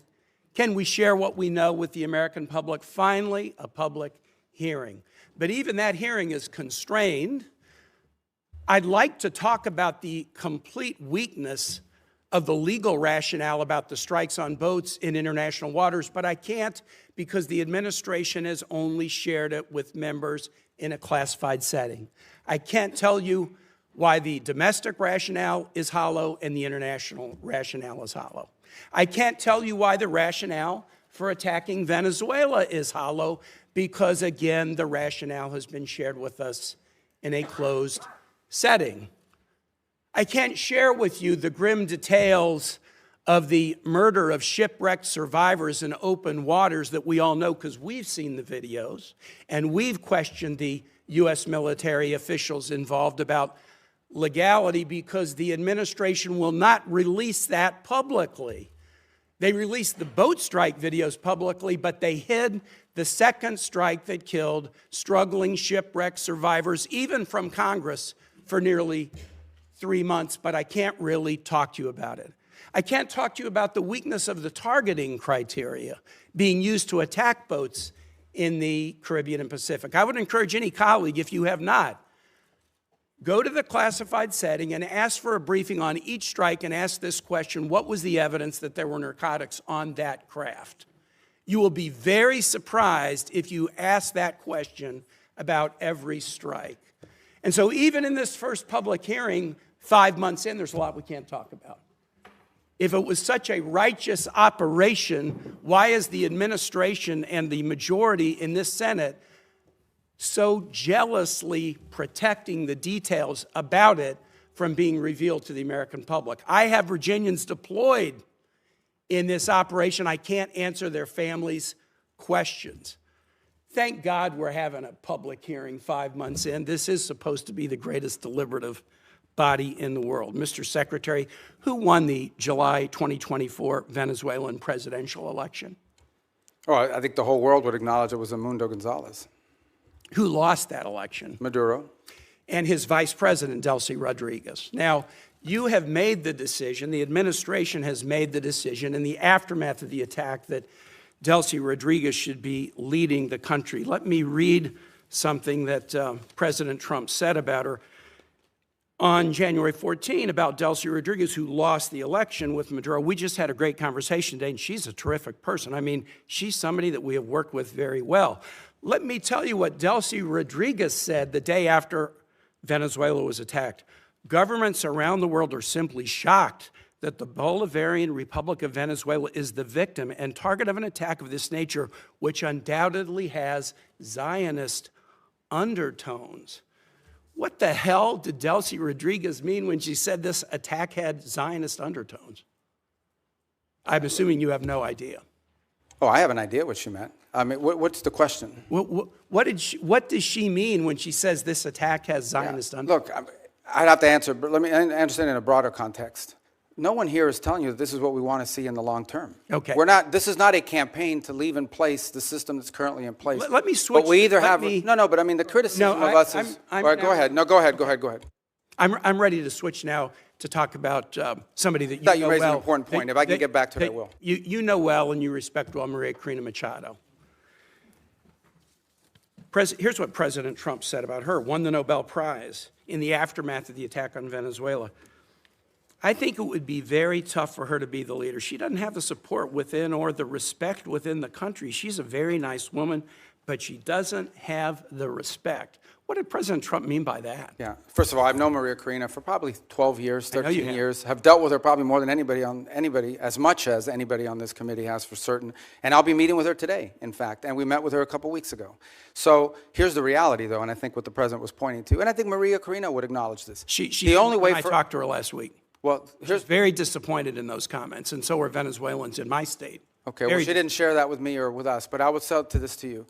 For the president is acknowledging is that today, as it stands, whether we like it or not, the elements of control in that country, the people with the guns, the people that control the guns and the institutions of government there, are in the hands of this regime. So we either, on the one hand, we're getting criticized. Some people are saying we don't want regime change. On the other hand, we're being criticized for not undertaking regime change. Mr. Secretary, what we're trying to trigger here is a process of stabilization, recovery, and transition to something where Maria Corina and others can be a part of. You and that's have, what we're working you have towards. respect for her, don't you? Sure. Okay, great. My last question is this. And so does the president, by the way. He met with her. They had a great meeting. And he actually he spoke to her last here's week what he in my said. presence. Here's what he said after that meeting. We're talking to her, and maybe we can get her involved in some way. I'd love to be able to do that. Maybe we can do that. We'll set the terms for this Nobel Prize winner having a leadership role. Last question is this. You talked about the speech in Davos. Here's something the president said in Davos. I'm helping NATO until the last few days. When I told them about Iceland, they loved me. They're not here for us on Iceland, that I can tell you. Our stock market took the first dip yesterday because of Iceland, so Iceland has already cost us a lot of money. The president repeatedly mistook Iceland for Greenland, right? We're not mad at Iceland. They haven't cost us any money. The president just mistook the two countries for each other, correct? Yeah, he meant to say Greenland, but I think we're all familiar with presidents that have verbal stumbles. We've had presidents like that before. Some made a lot more than this one. Nice try. Thanks. All right, thank you. I thought he did well. Let's see, we got Senator Paul. Our founders debated extensively over which branch of government should have the power to declare or initiate war. Virtually unanimously, they decided, and what was entered into the Constitution was that the declaration or initiation of war would be the power of Congress. Now, we have many advocates, many of whom are here today, who have been advocates for an expansive notion of presidential power. They often argue that wars are not really wars, that they're kinetic actions or drug busts. I think, though, if you reverse the circumstances, it becomes very difficult for these arguments to hold up. So I would ask you, if a foreign country bombed our air defense missiles, captured and removed our president, and blockaded our country, would that be considered an act of war? Well, I think your question is about and I will acknowledge you've been very consistent on all these points the entire career. So let me, no matter who's in charge. So I will point to two things. The first is it's hard for us to conceive that an operation that lasted about 4.5 hours and was a law enforcement operation to capture someone we don't recognize as a head of state, indicted in the United States, wanted with a $50 million bounty. My question would be, if it only took 4 hours to take our president, it's very short, nobody dies on the other side, nobody dies on our side, it's perfect. Would it be an act of war? We just don't believe that this operation comes anywhere close to the constitutional definition of war. But would it be an act of war if someone did it to us? Nobody dies, few casualties, they're in and out. Boom, it's a perfect military operation. Would that be an act of war? Of course it would be an act of war. I'm probably the most anti-war person in the Senate, and I would vote to declare war if someone invaded our country and took our president. So I think we need to at least acknowledge this is a one-way argument. One-way arguments that don't rebound, that you can't apply to yourselves, that cannot be universally applicable are bad arguments. So my next question would be, let's say it's not a war. We're just going to define it away and say it's not a war. That's one of the arguments. So it's a drug bust. What if a foreign country indicts our president for violating a foreign law? Should we extradite our president, or should we be okay if they come in and get him by force? Look, I think ultimately we're always going to act in our national interest. And so if somebody comes after our national interest, like the case you've described, which obviously does not exist at this time, but the case you've described, the U.S. always has the right to act in its national interest and to protect itself. So really I don't know about this equivalency. Well, does this justify them doing it? We're always going to do what's best for the United States and America. We're always going to protect our system. But the point isn't, and you're exactly right, we will act in our national interest, and we should. So I'm not disagreeing with you at all. What I'm saying is, though, that our arguments are empty then. The drug bust isn't really an argument. It's a ruse. The war argument, not a war, is a ruse. It's not a real argument. And we do what we do because we have the force, we have the might, we do it because it's in our interest. So we wouldn't let anybody come in, bomb us, blockade us, and take our president. We've had arguments about legitimate, illegitimate presidents, bad elections, rigged elections. So there's all kinds of same arguments that we've had in our country that they've had in Venezuela. But we wouldn't argue for an indictment. And these things aren't idle speculation. I mean, Netanyahu's been indicted by the ICC. And one of the reasons I object to being part of the ICC, and I would say you and the administration probably agree, is we're not going to let any international council indict our president and arrest him somewhere on foreign soil. We're not going to do that. We actually, most of us probably object to indicting Netanyahu in that way as well. So I think the arguments are invalid. So we did get the legal opinion that Senator Kaine referred to, the OLC opinion, Office of Legal Counsel. And I think a lot of it's been released. Plus, they came to our caucus and talked most of it open about everything they had classified. So I will talk about at least one of the arguments. They say this war wasn't a constitutional war, therefore it doesn't rise to the constitutional notion of us declaring or having to initiate the war. It just doesn't rise. And one of their main arguments was not enough people died. And so there is some number that they aren't specific, but there is some number. I would assume, although I'm not positive, but the 50, 60,000 soldiers who died in Vietnam might be enough for them to call that a war. But here's the problem. It isn't the number, it's that it happens in retrospect. See, our founders gave us the power to initiate or declare war.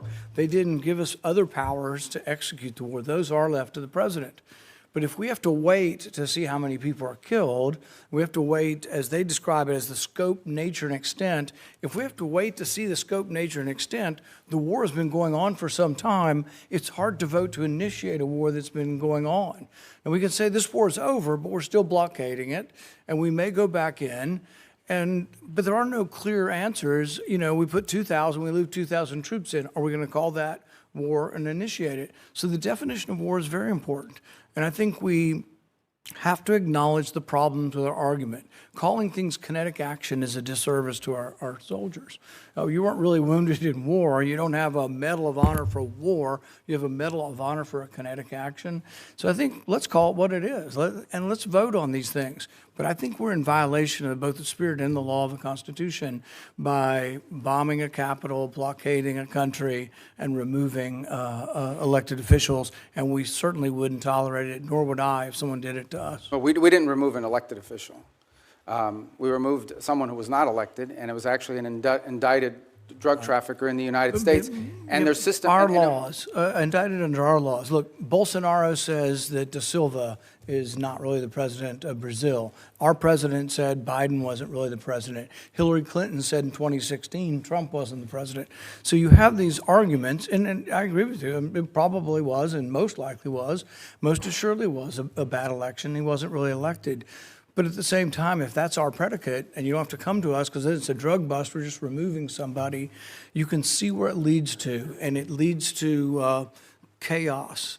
And that's why we have rules like the Constitution, so we don't get so far out there that presidents can do whatever they want. It is this check and balance.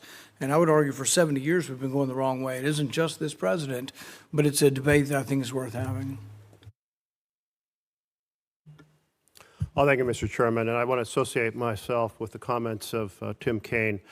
The fact that we're 5 months into this, and this is the first oversight hearing, is really a complete failure of the responsibility of Congress, failure of this committee to demand oversight, but also a reflection of the reluctance of the administration to engage in the proper consultation with Congress. So I hope we can do a lot better going forward, and that we'll see you at least every 6 weeks or so, not every five months.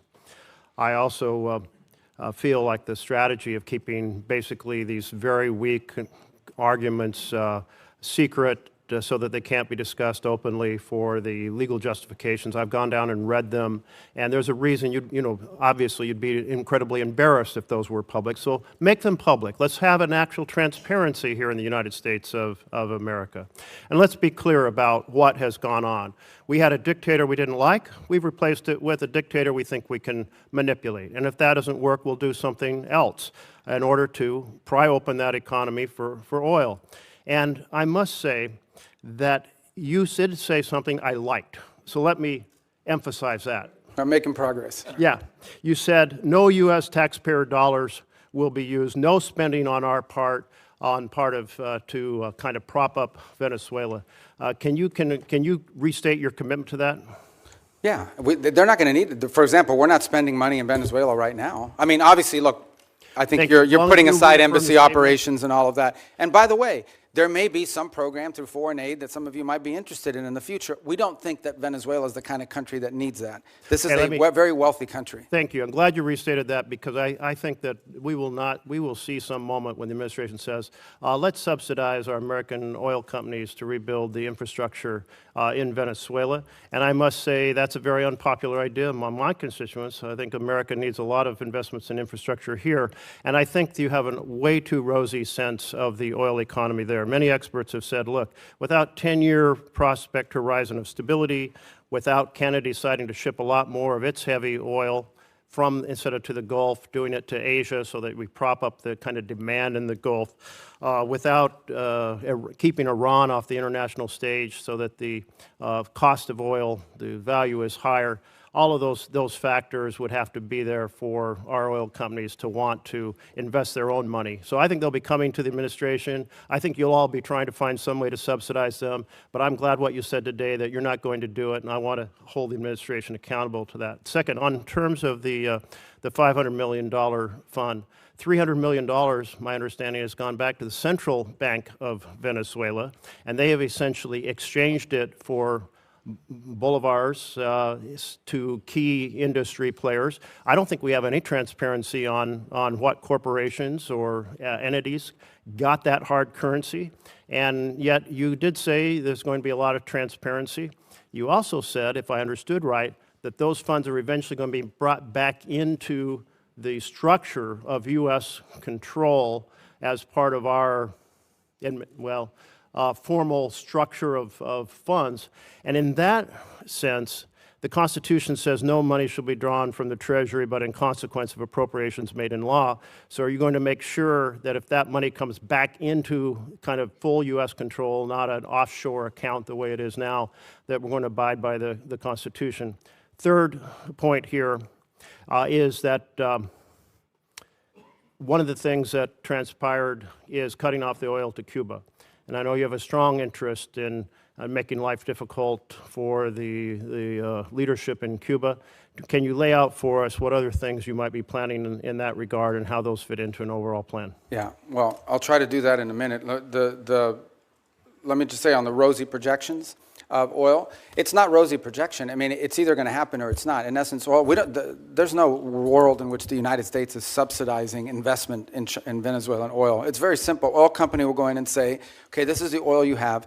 This is how much it's going to cost us investing on the front end to one end make money, pay back our investment plus a profit at the back end, and then depending on the terms of that investment, they'll make a decision about whether it makes sense for that or not. Right now, what you have in Venezuela is a corrupt and broken oil company run by the government that basically takes this money, doesn't reinvest in it at all, and basically sprinkles it to its people to keep the glue that keeps the regime together. We want it to become a normal oil economy. That's what the ultimate goal is here. And in a normal oil economy, companies are going to go in, they're going to look at Venezuelan law, they're going to look at Venezuelan authorities, and they're going to make a determination about whether or not it's worth their investment. And that's the normalization process that we're talking about. That's going to be up to them. If they want to have a normal oil economy as opposed to one that is basically used as a way to feed graft in a very inefficient way, but they didn't care about that. If they do it the right way, we think it has great promise and potential over the long term, especially because these investments take a long time. But the U.S. doesn't have to put any money to encourage companies to go in and invest, nor is there any interest in doing so. But a lot of it will That's a depend. point I really do appreciate. Yeah, no, I mean, don't want to see. Well, I don't even think American that's even taxpayer dollars been. going in. I don't think that's even been discussed or considered by anybody. Your second point was, I wrote it here, but now. It's the $300 million Since I left here, being I've had to start redistributed using to these. I corporations in Venezuela. And The second one was what, I'm sorry? lack of accountability over that. The $300 Oh, million yeah. has already been distributed. On the account. So that's not the permanent structure we want to see. In the long term, we just want them to have a normal industry where the companies are involved in there, they're selling it directly to the market, and we're out of that game. What we're talking about now is the sanctioned oil, the oil that's under our sanction. So we have to monitor how that money moves. So yes, the first $300 million moved for the following reason. We would all agree we didn't want to see systemic collapse. Like one of the things a lot of you told me you were worried about on the short term is this is going to trigger internal chaos in Venezuela. 1 million people are going to storm the border with Colombia. Colombia even stood up troops to their border to prevent it. Brazil was worried about it as well. It's going to lead to fighting in the streets between rival factions and shooting. None of that has happened. And key to that stabilization is ensuring that the government had enough money to meet payroll and meet their basic needs as part of the stabilization. We should not confuse stabilization with transition. This is not what the permanent structure is going to look like. Look, the Treasury's handling the structuring of that account, so I would refer you to them, and I can get you an answer for them as to what the legal framework of that Treasury blocked account is going to look like. That would be very helpful, because what you just mentioned, money to meet payroll, is very different than what we've heard about the money being used to give hard currency to key corporations inside of Venezuela, which would not be meeting payroll. Well, which This is where corporations? complete oversight is required. Well- We'd like to have transparency over how that's being Yeah, remember, the first $300 million we're going to have to, on that one, because of the urgency in moving funds to keep the place stable, is going to require us to undertake a retroactive audit of how that money was spent, the first $300 million. But there's probably another $2.5 to $3 billion down the pike at some point, which will have front end through this process I described. I'm not sure if you were here where I described it, and we're still finalizing it. But basically, the way it would look is we would send them a letter saying, on the sanctioned oil proceeds, this is what it could be spent on, and you have to agree to contribute, you have to agree to pay for an auditing system to make sure that that's how it's being spent. That's the process we're trying to create. Again, on Friday will mark the 4-week mark of this all began. I understand, we live in a world where the items move very quickly. This was front page news of 3 weeks ago when we scheduled this hearing, and today other items have captured the attention, but we remain focused on it. So it's only been 3 or 4 weeks, but that's the process we're setting up with Treasury, and obviously as we finalize it, we'll provide that to you. But this is not permanent. This is not the system we want to see in place in the long term. We want to see a normal country. What was your third question? Cuba. Oh, Cuba. Cuba. Oh, okay. I'll tell you about Cuba. Okay. Secretary Rubio, as you know, in our home state, this was very popular. Cubans, Venezuelans, Nicaraguans, basically everybody in Latin America has been fighting. A lot of them are in Miami, as you know, because they've had to leave these countries because of socialism and lack of opportunity. So what the president did, the willingness of the president with your support and with Pete Hegseth's and military was very, very, very well thought of. So the first thing I want to say is on behalf of Floridians, thank you for what you guys did. Now, the next is everybody has these ridiculously high expectations, which we all do. We would love to have a free and fair election tomorrow, where there was you knew that there was no oppression. Everybody wanted to run; they could run. So, how should Venezuelans and Cubans and Nicaraguans look at this, and how patient should they be, and what would be the sort of the milestones you would give them to look at to say we are making progress? Well, first I would remind everybody, let's just go back 6 months, 8 months, a year ago at this time. The Venezuelan challenge for us was frozen. It was a frozen situation. We had a regime that was entrenched.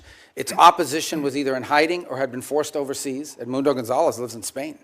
Maria Corina is no longer, she's very brave. She stood there as long as she could, but she had to leave. The others are in jail. They were increasing their relationships and outreach with Iran, and currently have existing ones with Russia, Cuba, and China.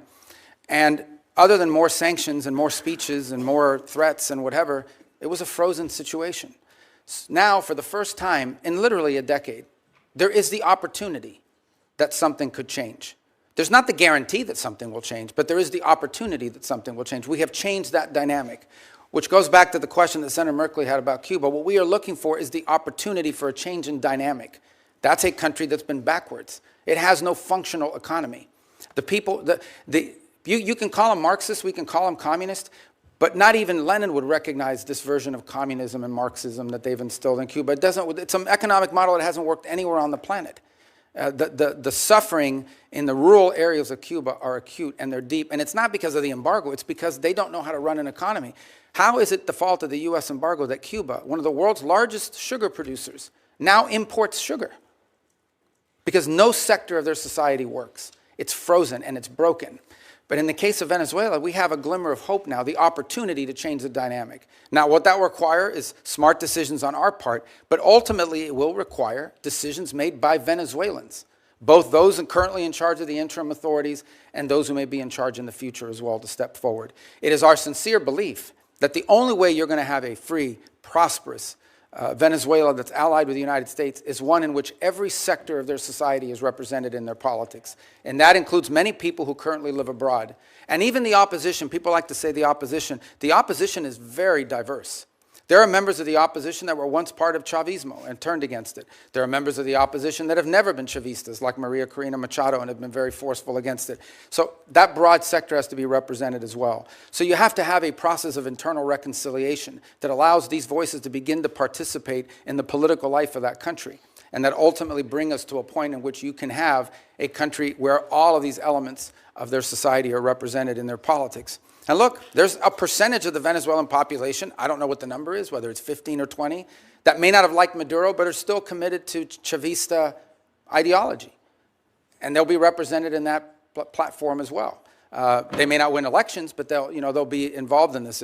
That'll be up to the Venezuelan people. But our desire here is to have, what's the end state? We want a Venezuela that has legitimate democratic elections, sometimes elects leaders that are friendly to the United States, sometimes elects leaders that maybe are not the person we would have wanted to win, but that's not unique for us. That happens all over the world. We're not disputing that Petro is the legitimately elected president of Colombia, and yet he doesn't always say nice things about us. So, but we also want a Venezuela that's prosperous, and a Venezuela that's aligned with the United States. And a year ago at this time, this was frozen. Now we have a real opportunity, not just to create change systemically within that country through our help, but their efforts, but also one that is no longer a base of operation, the central base of operation for every geopolitical adversary we have. And that's what Venezuela was under Maduro. And that's what we hope and intend to change. So would you, if you're a Venezuelan that lives in Miami, so what you would say is that you're working hard. There's a lot of variables outside your control, but you'd say right now, political prisoners are being released, never fast enough.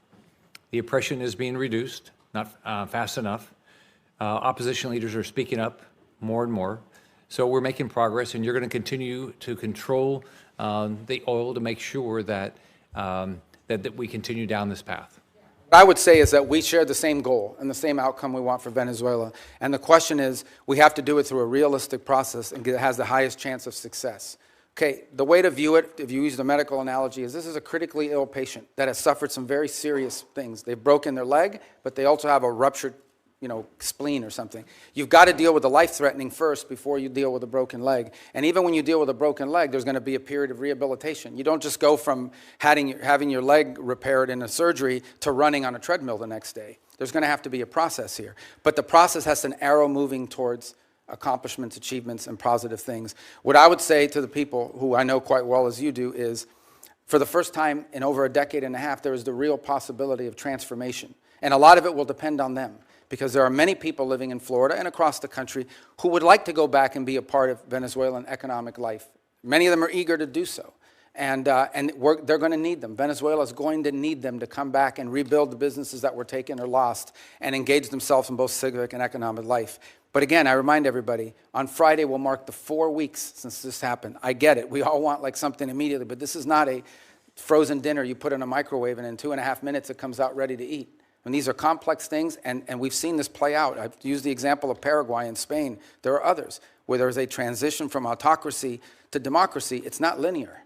It's, in some cases, there are ups and downs along the way, but it's trending in the right direction so far, with the recognition that more work needs to be done. Thanks for your hard work. Senator Booker.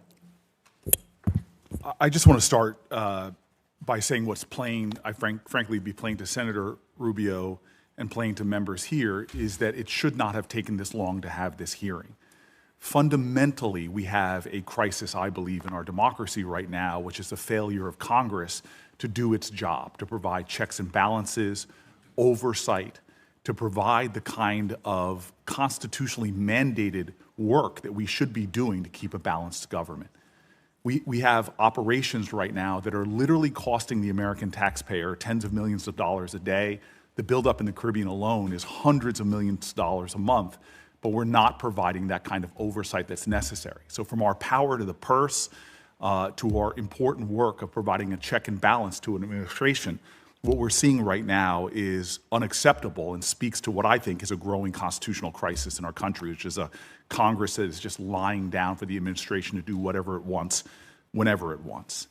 I want to pick up on my colleague's questioning because I actually know from years of conversations with you your heart about human rights in countries like Venezuela, Mr. Secretary.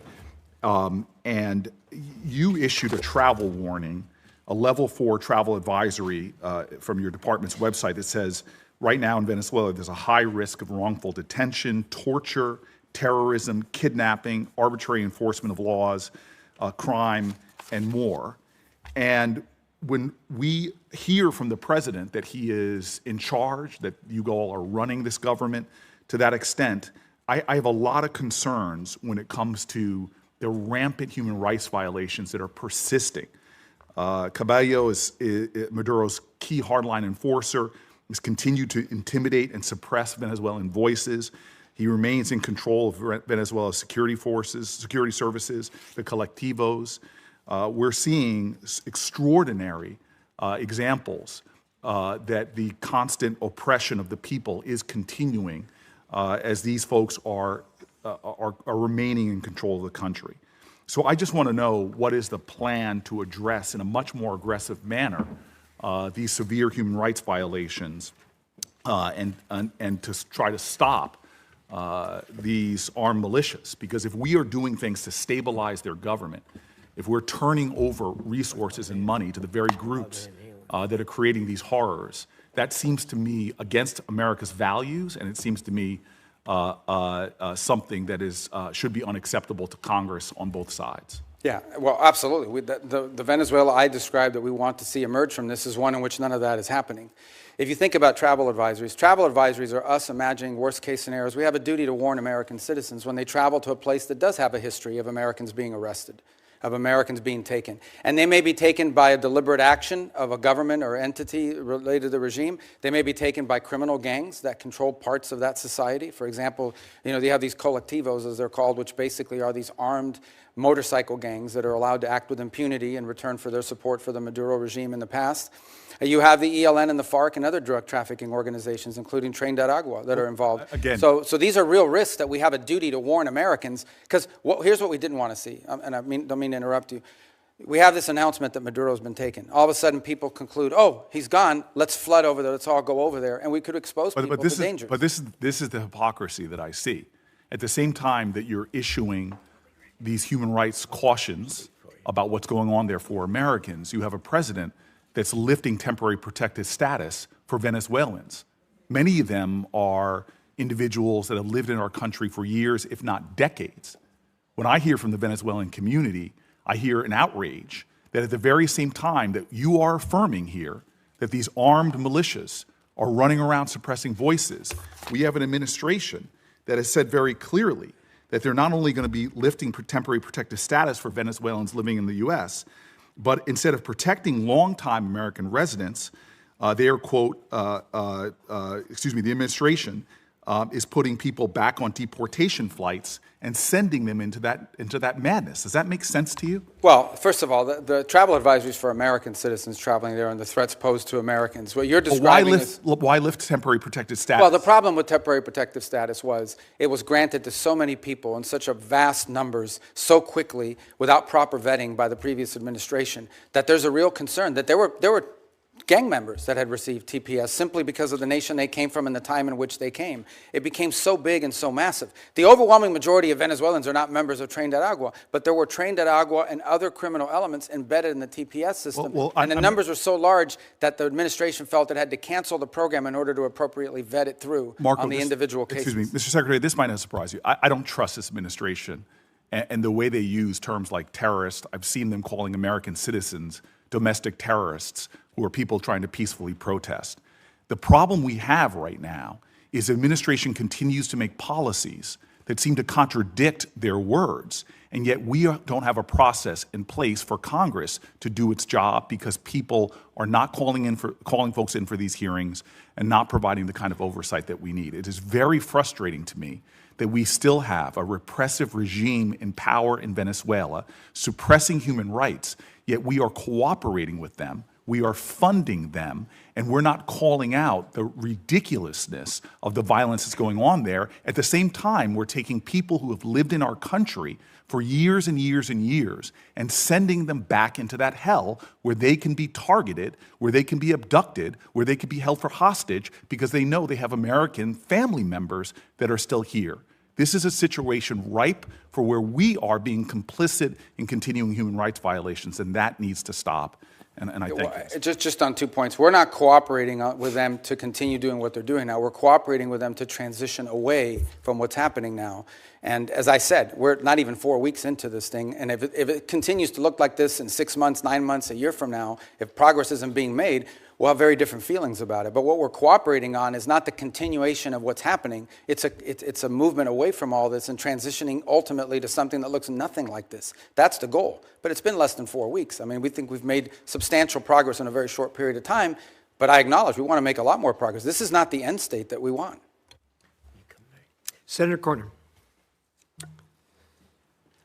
Mr. Secretary, I want to expand a little bit on the question that Senator Barrasso raised about Venezuelan oil.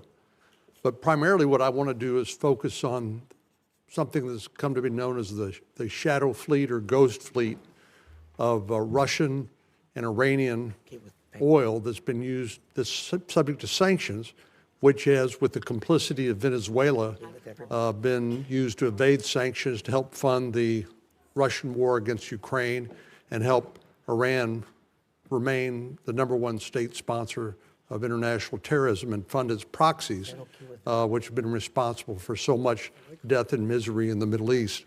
So it strikes me that Venezuela, even though it has a lot of oil, has been more involved in trying to assist its allies, namely Iran and Russia, in circumventing these sanctions to help them fund their nefarious activities, both in the Middle East and in Ukraine. But obviously, they're also a source of additional energy, which is needed by China. Can you help us understand that better? And is the law enforcement operation to arrest Nicolas Maduro and the current status of our engagement with Venezuela helping us deal with that ghost fleet or the evasion of sanctions? Yeah, on the first point, on the second point, absolutely it's helping us deal with it because it's a complex situation to describe. The oil in Venezuela we all think is under the control of one entity, and some of it is, but you literally have a place in which certain individuals, the glue that held the regime together was corruption and graft. Like people said, I'm supportive of this regime, and they didn't, not because they like Nicolas Maduro, but because Nicolas Maduro set up a system that guaranteed them a profit. Some people were making that profit from drugs. Some of them were making it from stealing money from their food program called CLAP. Some of them were making their money from an oil field that was literally given to them in exchange for buying them their loyalty. Some were making their profits from all three, and other activities. So there's no doubt that his removal has created the conditions to begin to move away from that. That's why we sanction their oil. The ghost fleet exists for the following reason. When something is sanctioned, when we say it is illegal for them to move this oil, none of the traditional legitimate tankers will carry that oil. They won't touch it because they don't want to be sanctioned by the United States. So you have to turn to these pirates. You have to basically turn to these ships that are either falsely flagged, meaning they're flying the flag of Liberia, but they don't really have a Liberian flag, or are stateless in their capacity. And they have to turn to them, and they turn to these vessels. And these vessels are made up with crews from all over the world. We seized one where the majority of the crew members were Ukrainian. We've seized others, the majority of them are Russians, and a mix, and what have you. And so what's happened is a lot of this oil is going, a lot of this shadow fleet oil is going even outside the PDVSA system. And those are the ones that we have now been seizing as well as the ones that are involved outside the PDVSA system. Our goal is to rope all of this illegal oil into a channel that goes into this account that ultimately goes to the benefit of the Venezuelan people. This is an interim step. This is not the way we want the oil industry to look like in perpetuity. This is simply a way to provide revenue so that there isn't systemic collapse while we work through this recovery and transition phases. So there's no doubt that when Maduro was there, we had no cooperation on any of this. Zero cooperation. But I will tell you this, since the time Maduro was removed, not a single illegal ship has headed towards Venezuela. And the ones that you hear us seizing are all the legacy ones that took off or have been seized in the past. So we have got a really good handle on this as a result of it. And what's really changed is the dynamic that the Venezuelan interim authorities are now actually helping us identify shadow fleet ships that they want us to seize and feed into this new interim mechanism. So let me turn to Iran. Obviously, the president authorized a strike against their Iranian nuclear program, and what I consider to be a magnificent demonstration of American military power. And even though the arrest of Nicolas Maduro was not primarily a military operation, but they provided the support to law enforcement authorities as they executed an arrest warrant against Nicolas Maduro. Likewise, I think most Americans were very proud of how the U.S. government and particularly the U.S. military have performed. But I know the president's very concerned about what's happening to the demonstrators in Iran. And of course, there's some estimates that as many as 30,000 Iranian demonstrators have been executed by the regime. But I know the president's being presented with a range of options. We notice a lot of movement into the region by our Navy and other authorities. But what happens if the supreme leader is removed in Iran? What happens next? Well, that's an open question. I mean, no one knows who would take over. Obviously, their system is divided between the supreme leader and the IRGC that responds directly to him. And then you've got these, quasi-elected individuals, the ones that wear the suits on television who are part of their political branches, but ultimately have to run everything they do by the supreme leader. So I don't think anyone can give you a simple answer as to what happens next in Iran if the supreme leader and the regime were to fall, other than the hope that there would be some ability to have somebody within their systems that you could work towards a similar transition. I would imagine it would be even far more complex than the one we're describing now, because you're talking about a regime that's in place for a very long time. So that's going to require a lot of careful thinking if that eventuality ever presents itself. On the issue of our presence in the region, here's the baseline I want to set for everybody. The baseline is this. We have 30 to 40,000 American troops stationed across 8 or 9 facilities in that region. All are within the reach, theoretically, not theoretically, in reality, all are within the reach of an array of thousands of Iranian one-way UAVs and Iranian short-term ballistic missiles, short-range ballistic missiles that threaten our troop presence. We have to have enough force and power in the region, just on a baseline, to defend against that possibility. That at some point, as a result of something, the Iranian regime decides to strike at our troop presence in the region. The president always reserves the preemptive defensive option. In essence, if we have indications that, in fact, they're going to attack our troops in the region, to defend our personnel in the region. We also have security agreements, the Defense of Israel Plan and others, that require us to have a force posture in the region to defend against that. And so I think it's wise and prudent to have a force posture within the region that could respond and potentially, not necessarily what's going to happen, but if necessary, preemptively prevent the attack against thousands of American servicemen and other facilities in the region and our allies. I hope it doesn't come to that, but that's, I think, what you're seeing now, is the ability to posture assets in the region to defend against what could be an Iranian threat against our personnel. They certainly have the capability to do it because they've amassed thousands and thousands of ballistic missiles that they've built. Despite the fact that their economy's collapsing, they keep spending money on that. Thank you. Thank you. Gentlemen, do I understand that you're yielding to Senator Duckworth? Is that correct? Both of you? Senator Van Hollen? Are you going to yield to Senator Duckworth? Okay. Senator Duckworth.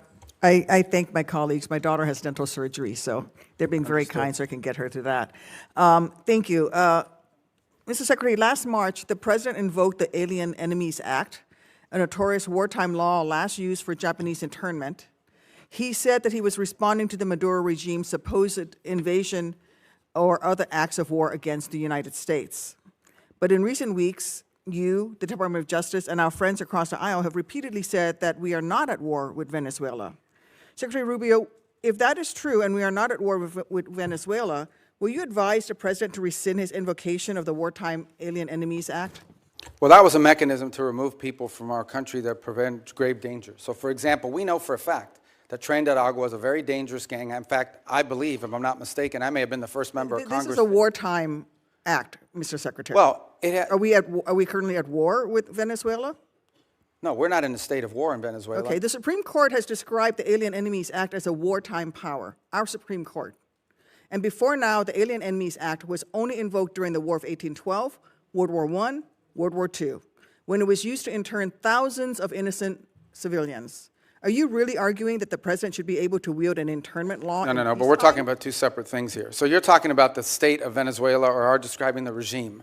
And we're talking about, but what the president designated. Invoked the Alien Enemies Act. I know, Senator, but let me be clear with you. No, but what the president was talking about are these gangs that have, and these narco-trafficking groups that are waging war on the United States. There's no doubt.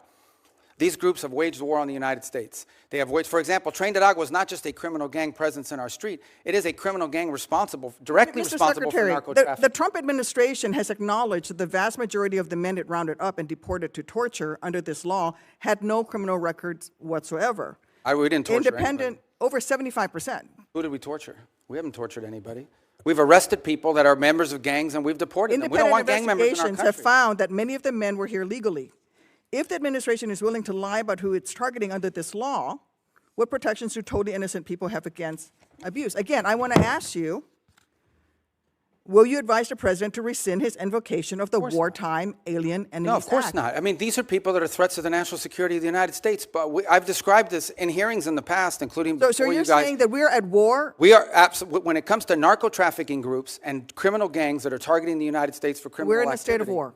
There's no doubt about the fact that we're confronting them in a warlike setting because they're waging war on us. And do the Geneva Convention They're waging war against us, and they're enemy combatants as a result of it. And the fact of the matter is that we are confronting these irregular groups, and that's one of the great challenges of the new century in this hemisphere in particular, is that these non-state actors who possess state-like capabilities in terms of their weaponry pose a grave danger to the United States. I don't think any American would dispute that we have cartels that pose a threat to the national security of the United States. With all of the other laws of when it comes to warfare. I mean, you're saying that he can invoke this wartime power. No, I'm saying, you're asking me, I'm here to discuss foreign policy and what's in the realm of the Department of State. Well, I think your questions are better directed to the Department of Justice. Enemies Act, but I would tell you that, which is a wartime, which is something that but you're asking me a question that's, can be invoked during wartime. But you're asking it's only me a been question invoked that's during the War of more 1812, World War I, and World War II. You're it's asking only been me a invoked 3 question. times, and this president is invoking it. Okay, you're asking me a question about the domestic application of a law that's best directed to the Department of Justice. It's No, not it a is, complication. because It's you're very asking me simple. something to opine on something that's in the realm of the Department of Justice in terms of its domestic application. I can tell you that the United States is most certainly confronting terrorist and criminal organizations operating in our hemisphere that pose a grave danger to the United States. Anyone who believes that gangs that flood our country with fentanyl or cocaine are not threats to the United States is not living in reality and certainly does not reflect the opinion of most Americans. The president already said that he was ready to put American troops in Venezuela again. So we're at war right now. So if things don't go well with the Chavistas you've empowered, When did the president say he was going to put troops in Venezuela? A military option, what is your criteria for returning to a military option and putting boots on? Well, I don't recall the president saying he was going to put troops in Venezuela. Where did he say that? I'm asking you, what are your... But that's what you said. I didn't remember the president has saying already that. said that he was ready to put American troops in Venezuela. No, I think the president has said that he retains the right as commander-in-chief to protect the United States against any imminent threats. Maybe that involves troops, maybe that involves air power. We hope, but we don't anticipate that being the case in Venezuela. I worry that you are playing fast and loose with our nation's Well, I just gave you testimony here. I just want to conclude by saying... Yeah, but I just gave you testimony of how well things are moving forward, not as fast as everybody would like. But you also said that in 6 or 9 months, if things don't go well, you're going to have to do something else. And the president's already said that he's not ruled out the military option. And you've also just said that, yes, we are at war. The president has wartime powers. But every president retains the power to use military to protect. So it's reasonable for me to ask you... And I gave you a very specific example. Every president retains the right to defend the United States against an imminent threat. Yes, if there are just give you an example, Iranian drones deployed in Venezuela that could threaten the United States, we most certainly will address that, even if it's located in Venezuela. But we hope we don't get to that point. We don't expect to get to that point. We're not trending in that direction. That's a fact. But that said, on the one hand, America people are here are worried unhappy that this we're is a president cooperating who with engages Venezuela. in yet On the other hand, they another want us to forever go to war, with Mr. them. Secretary. What's We that? don't need to be in another forever war, and that is the path that we are going towards. And let me just say... Well, how are we going towards a forever war if we're dealing with Delcy Rodriguez every day? Option. You're not going to ask him to rescind his invocation of the Alien Enemies Act. That puts Americans in jeopardy. And let me just say something about the president's recent comments about NATO allies. When I served in Iraq, There were Polish forces there with us. There were British forces there with us. There were Spanish forces there with us. I personally landed in Elzi, España, which came under direct attack by insurgents. Polish troops who have worked with the Illinois military, with the Illinois National Guard for 30 years, died in Afghanistan, Mr. Secretary. All the president so wants is for NATO to have more our NATO capabilities. allies have stood beside us. He wants our allies to have more and we NATO. need to maintain the strength of that alliance. I get it. yield. All Senator, the your president wants is your our time's allies. up. Not making much progress here.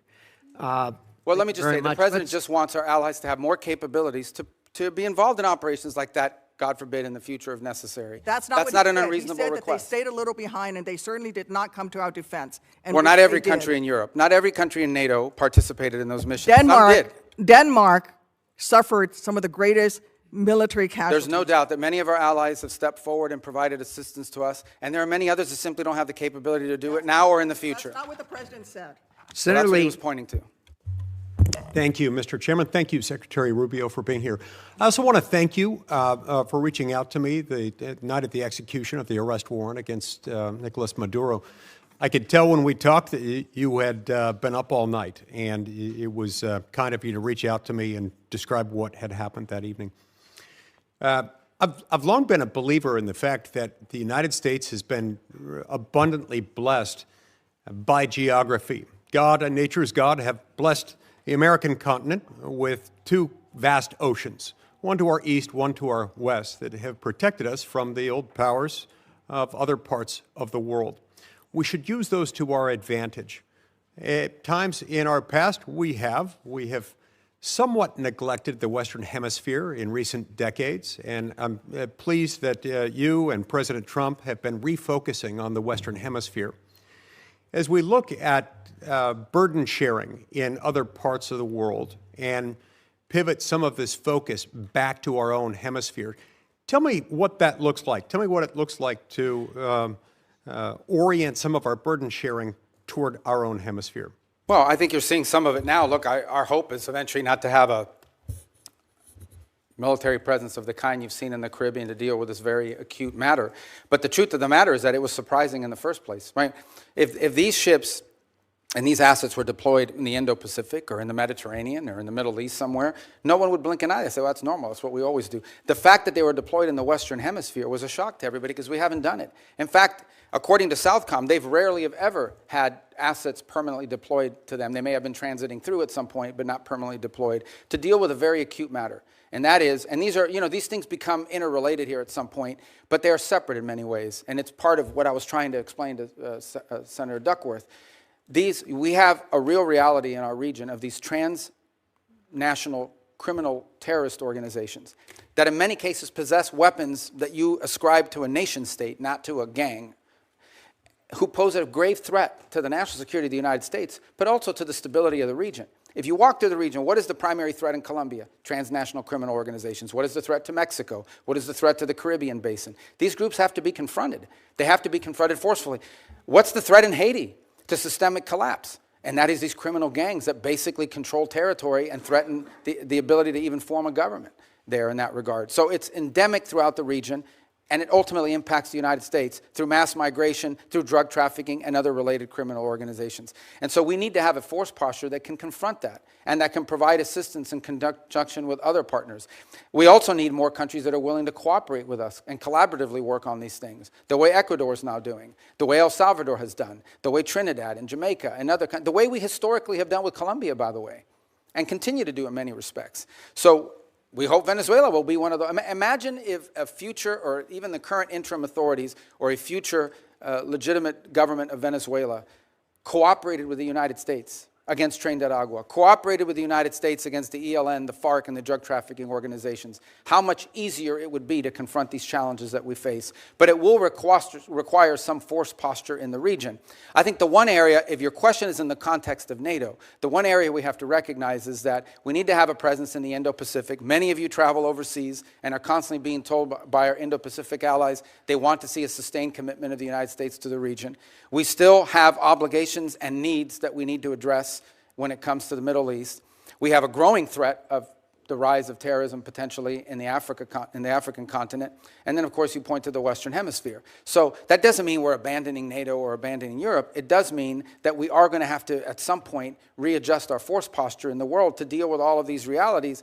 And as a result is why I keep making the point, the stronger our allies and more capable our allies in NATO are, the more flexibility we'll have to do that. We'll still be there with our assurances. We'll still be there with our presence. We'll still have some of the largest military deployments in the world will be in Europe with our allies. But we are going to need some flexibility to do this over time. And we've told this to our allies, and we've told them there'll be no surprises. And most of them understand it, frankly, they do. And that's why they're moving very quickly in many cases to rearm and reinvigorate themselves. Over the last 5 to 10 years, we've seen China gain pretty significant footholds by historical standards in South America, in Central America, in parts of the Caribbean. Sometimes this occurs simultaneously with and in the same places as drug cartels, places where drug cartels are the strongest. How would you describe the connection between those two things? Are they correlated, or is there causal? Well, the correlation may be to the extent that you have, usually when you have strong narco organizations or drug trafficking organizations, you also have very weak states that are, in some cases, vulnerable to corruption. So the general Chinese practice has been, you go into a country, you offer to build a bunch of stuff that you end up building poorly. And to get that contract, you do it as a market share thing, not because you can make money off it, but because it puts you in place at the expense of everybody else. You sometimes have to bribe people locally in order to get that, and it gives you a foothold into that country and allows you to expand into other sectors. In some cases, frankly, it has been like in telecommunications, because Huawei shows up with a deal, and no Western company shows up with a deal that's affordable, and so they go with Huawei because they want to have 4G, not to mention 5G. Huawei provides a product that's not the best, but it's good enough, and they can afford it. And it's subsidized by the Chinese government. So we've seen that play out in place after place. It became quite acute, for example, in the Panama Canal Zone, where a Chinese company ended up owning both ports on the Pacific and on the Caribbean side and Atlantic side of that canal, which is of grave concern to the United States. So I do think you've seen their presence, largely through economic means over time, create leverage over nations in the country who become emboldened and either trapped in debt traps or trapped in bad contracts they can't get themselves out of, and always in sectors that are valuable to China that include rare earths, and critical minerals, energy, and infrastructure. Senator Schatz. Thank you. Thank you, Chairman, Ranking Member. Secretary, good to see you again. I want to ask about the oil. Under U.S. law, funds received by the government must be deposited with the Treasury. Earlier, you testified that the funds are being held short-term in Qatar and then will move to a Treasury-blocked account. What is the statutory authority for the administration relying on Qatar to hold the funds? It's not our funds. The funds are in an account that's owned and signed. It's an account that belongs to Venezuela, but it has U.S. sanctions as a blocking mechanism on it. And one of the primary reasons why it was in a third country initially, until we could create the mechanism to move it to a U.S. presence, is twofold. One, we have an issue we're working through on recognition. What is exactly, you have to recognize a government, but we don't recognize this government. We recognize the 2015 National Assembly. So we have to find some creative way legally to meet that standard. The other is, frankly, creditors. If any of that money touched a U.S. bank, even if it was an account in the name of the Venezuelans, it would immediately be seized upon by a number of creditors who eventually we'll have to take care of, but in the short term, that would impede the ability of the Venezuelan authorities to receive the funds they need to operate. So do you have the, I mean, this is what I'm trying to get at, right? Either it's American money, in which case it's subject to the Miscellaneous Receipts Act, and there are all kinds of things that attend to that. You're saying it's Venezuela's money, but it does sound like, according to the EO, according to the president's statements, you are in charge of that money. What authority are you relying on to be in charge, almost in a sort of receivership kind of arrangement, of how funds are both received and expended for a foreign country? Like, wouldn't you have to come to Congress to establish that kind of relationship? Well, no, because the money never enters our hands. We only control the disbursement of the money. We don't control the actual money in the sense of, like, it comes into our bank account. Do you think that you have somewhere in the statute or the Constitution the authority to control disbursements of a foreign country? Well, they've agreed to this. And that's the key. They've agreed to this arrangement in which the sanctions that are placed on this oil is what blocks its distribution. We've agreed to release sanctions and allow the disbursement of the funding as long as they're spending it in a certain way. So I understand it's novel, but it's the best we could come up with in the short term to ensure that they're... Is there a written agreement that memorializes Yes, this? and yes, I believe there is, and there will have to be one most certainly once we transition that to U.S. accounts. Secretary, my understanding is the committee doesn't have this agreement. Well, I can... If we do or we don't? Yeah. We do And you not probably have that? wouldn't because it's a Treasury matter. Treasury's handled it, but I can most certainly talk to Treasury about providing you the information. Also, you're the National Security Advisor, so you do have a role here in coordinating between the departments. So it's not just like you can punt this to Treasury. Yeah, I just didn't bring the document with me. I got it. Okay. I just want you to land it and get it to the committee because, look, you're being transparent. I think this is novel. I think it's funky. I think it may not even be permissible, but I don't know until I see the document, and I'd like you to just land it for us, if that's all right. Yeah, no, like I said, and by the way, by the time I get it to you, hopefully we won't even have that account anymore. It'll be in a bit more traditional, where we can use our sanctions as leverage on how the money's being spent. I'm just going to move on to a couple of other issues. Your comments that Havana should be concerned about the Maduro operation is fueling speculation that this administration will turn its sights to Cuba next. Will you make a public commitment today to rule out U.S. regime change in Cuba? Regime change? Yes. Oh, no, I think we would love to see the regime there change. We would like to, that doesn't mean that we're going to make it change, but we would love to see it change. There's no doubt about the fact that it would be of great benefit to the United States if Cuba was no longer governed by an autocratic regime. But you know what we mean by regime change. We don't mean, I wish someone else were in charge. When we talk about regime change, we're talking about using the power of the United States, usually kinetic power, but often other kinds of coercion. And I'm not even saying that that's always not in our interest. I'm just saying, I'm not asking you whether we would prefer a different kind of government. I'm asking whether you are trying to precipitate the fall of the current regime. Yeah, but that's statutory. The Helms-Burton Act, the U.S. embargo on Cuba is codified. It was codified in law, and it requires regime change in order for us to lift the embargo. Okay. We have not received any information on the Board of Peace. Do you commit to informing us about what the heck this is? Yeah, it's a Board of Peace. Thank you. Well, I mean, I'll just note that Albania, Armenia, Azerbaijan, Bahrain, Belarus, Bulgaria, Cambodia, Egypt, Hungary, Indonesia, Israel, Jordan, Kazakhstan, Kosovo, Morocco, Mongolia, Pakistan, Paraguay, Qatar, Saudi Arabia, Turkey, UAE, Uzbekistan, and Vietnam. There are a lot of countries with whom we normally work very closely and with whom we are aligned geopolitically and in terms of values that are not on the Board of Peace. And so I think it's reasonable for us to wonder whether something in terms of a, I don't know, competitive structure to sort of either undermine the UN or circumvent the UN. I just worry that a lot of our friends are not on that list, and some of our adversaries are. So to 2 points, the impediment that they have is, first of all, it was chartered by the UN. I mean, the UN, it's a UN resolution that actually created the mechanism by which the board was set up. And the primary and sole focus of that board right now is to administer phase 2 and phase 3 of the plan in Gaza.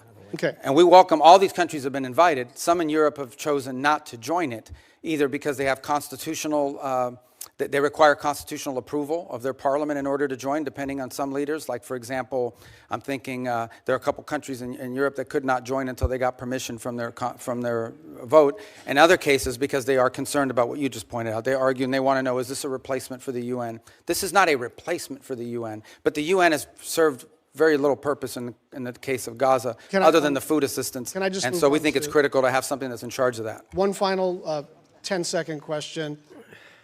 We are hopefully about to enact appropriations law either this Friday or soon after that.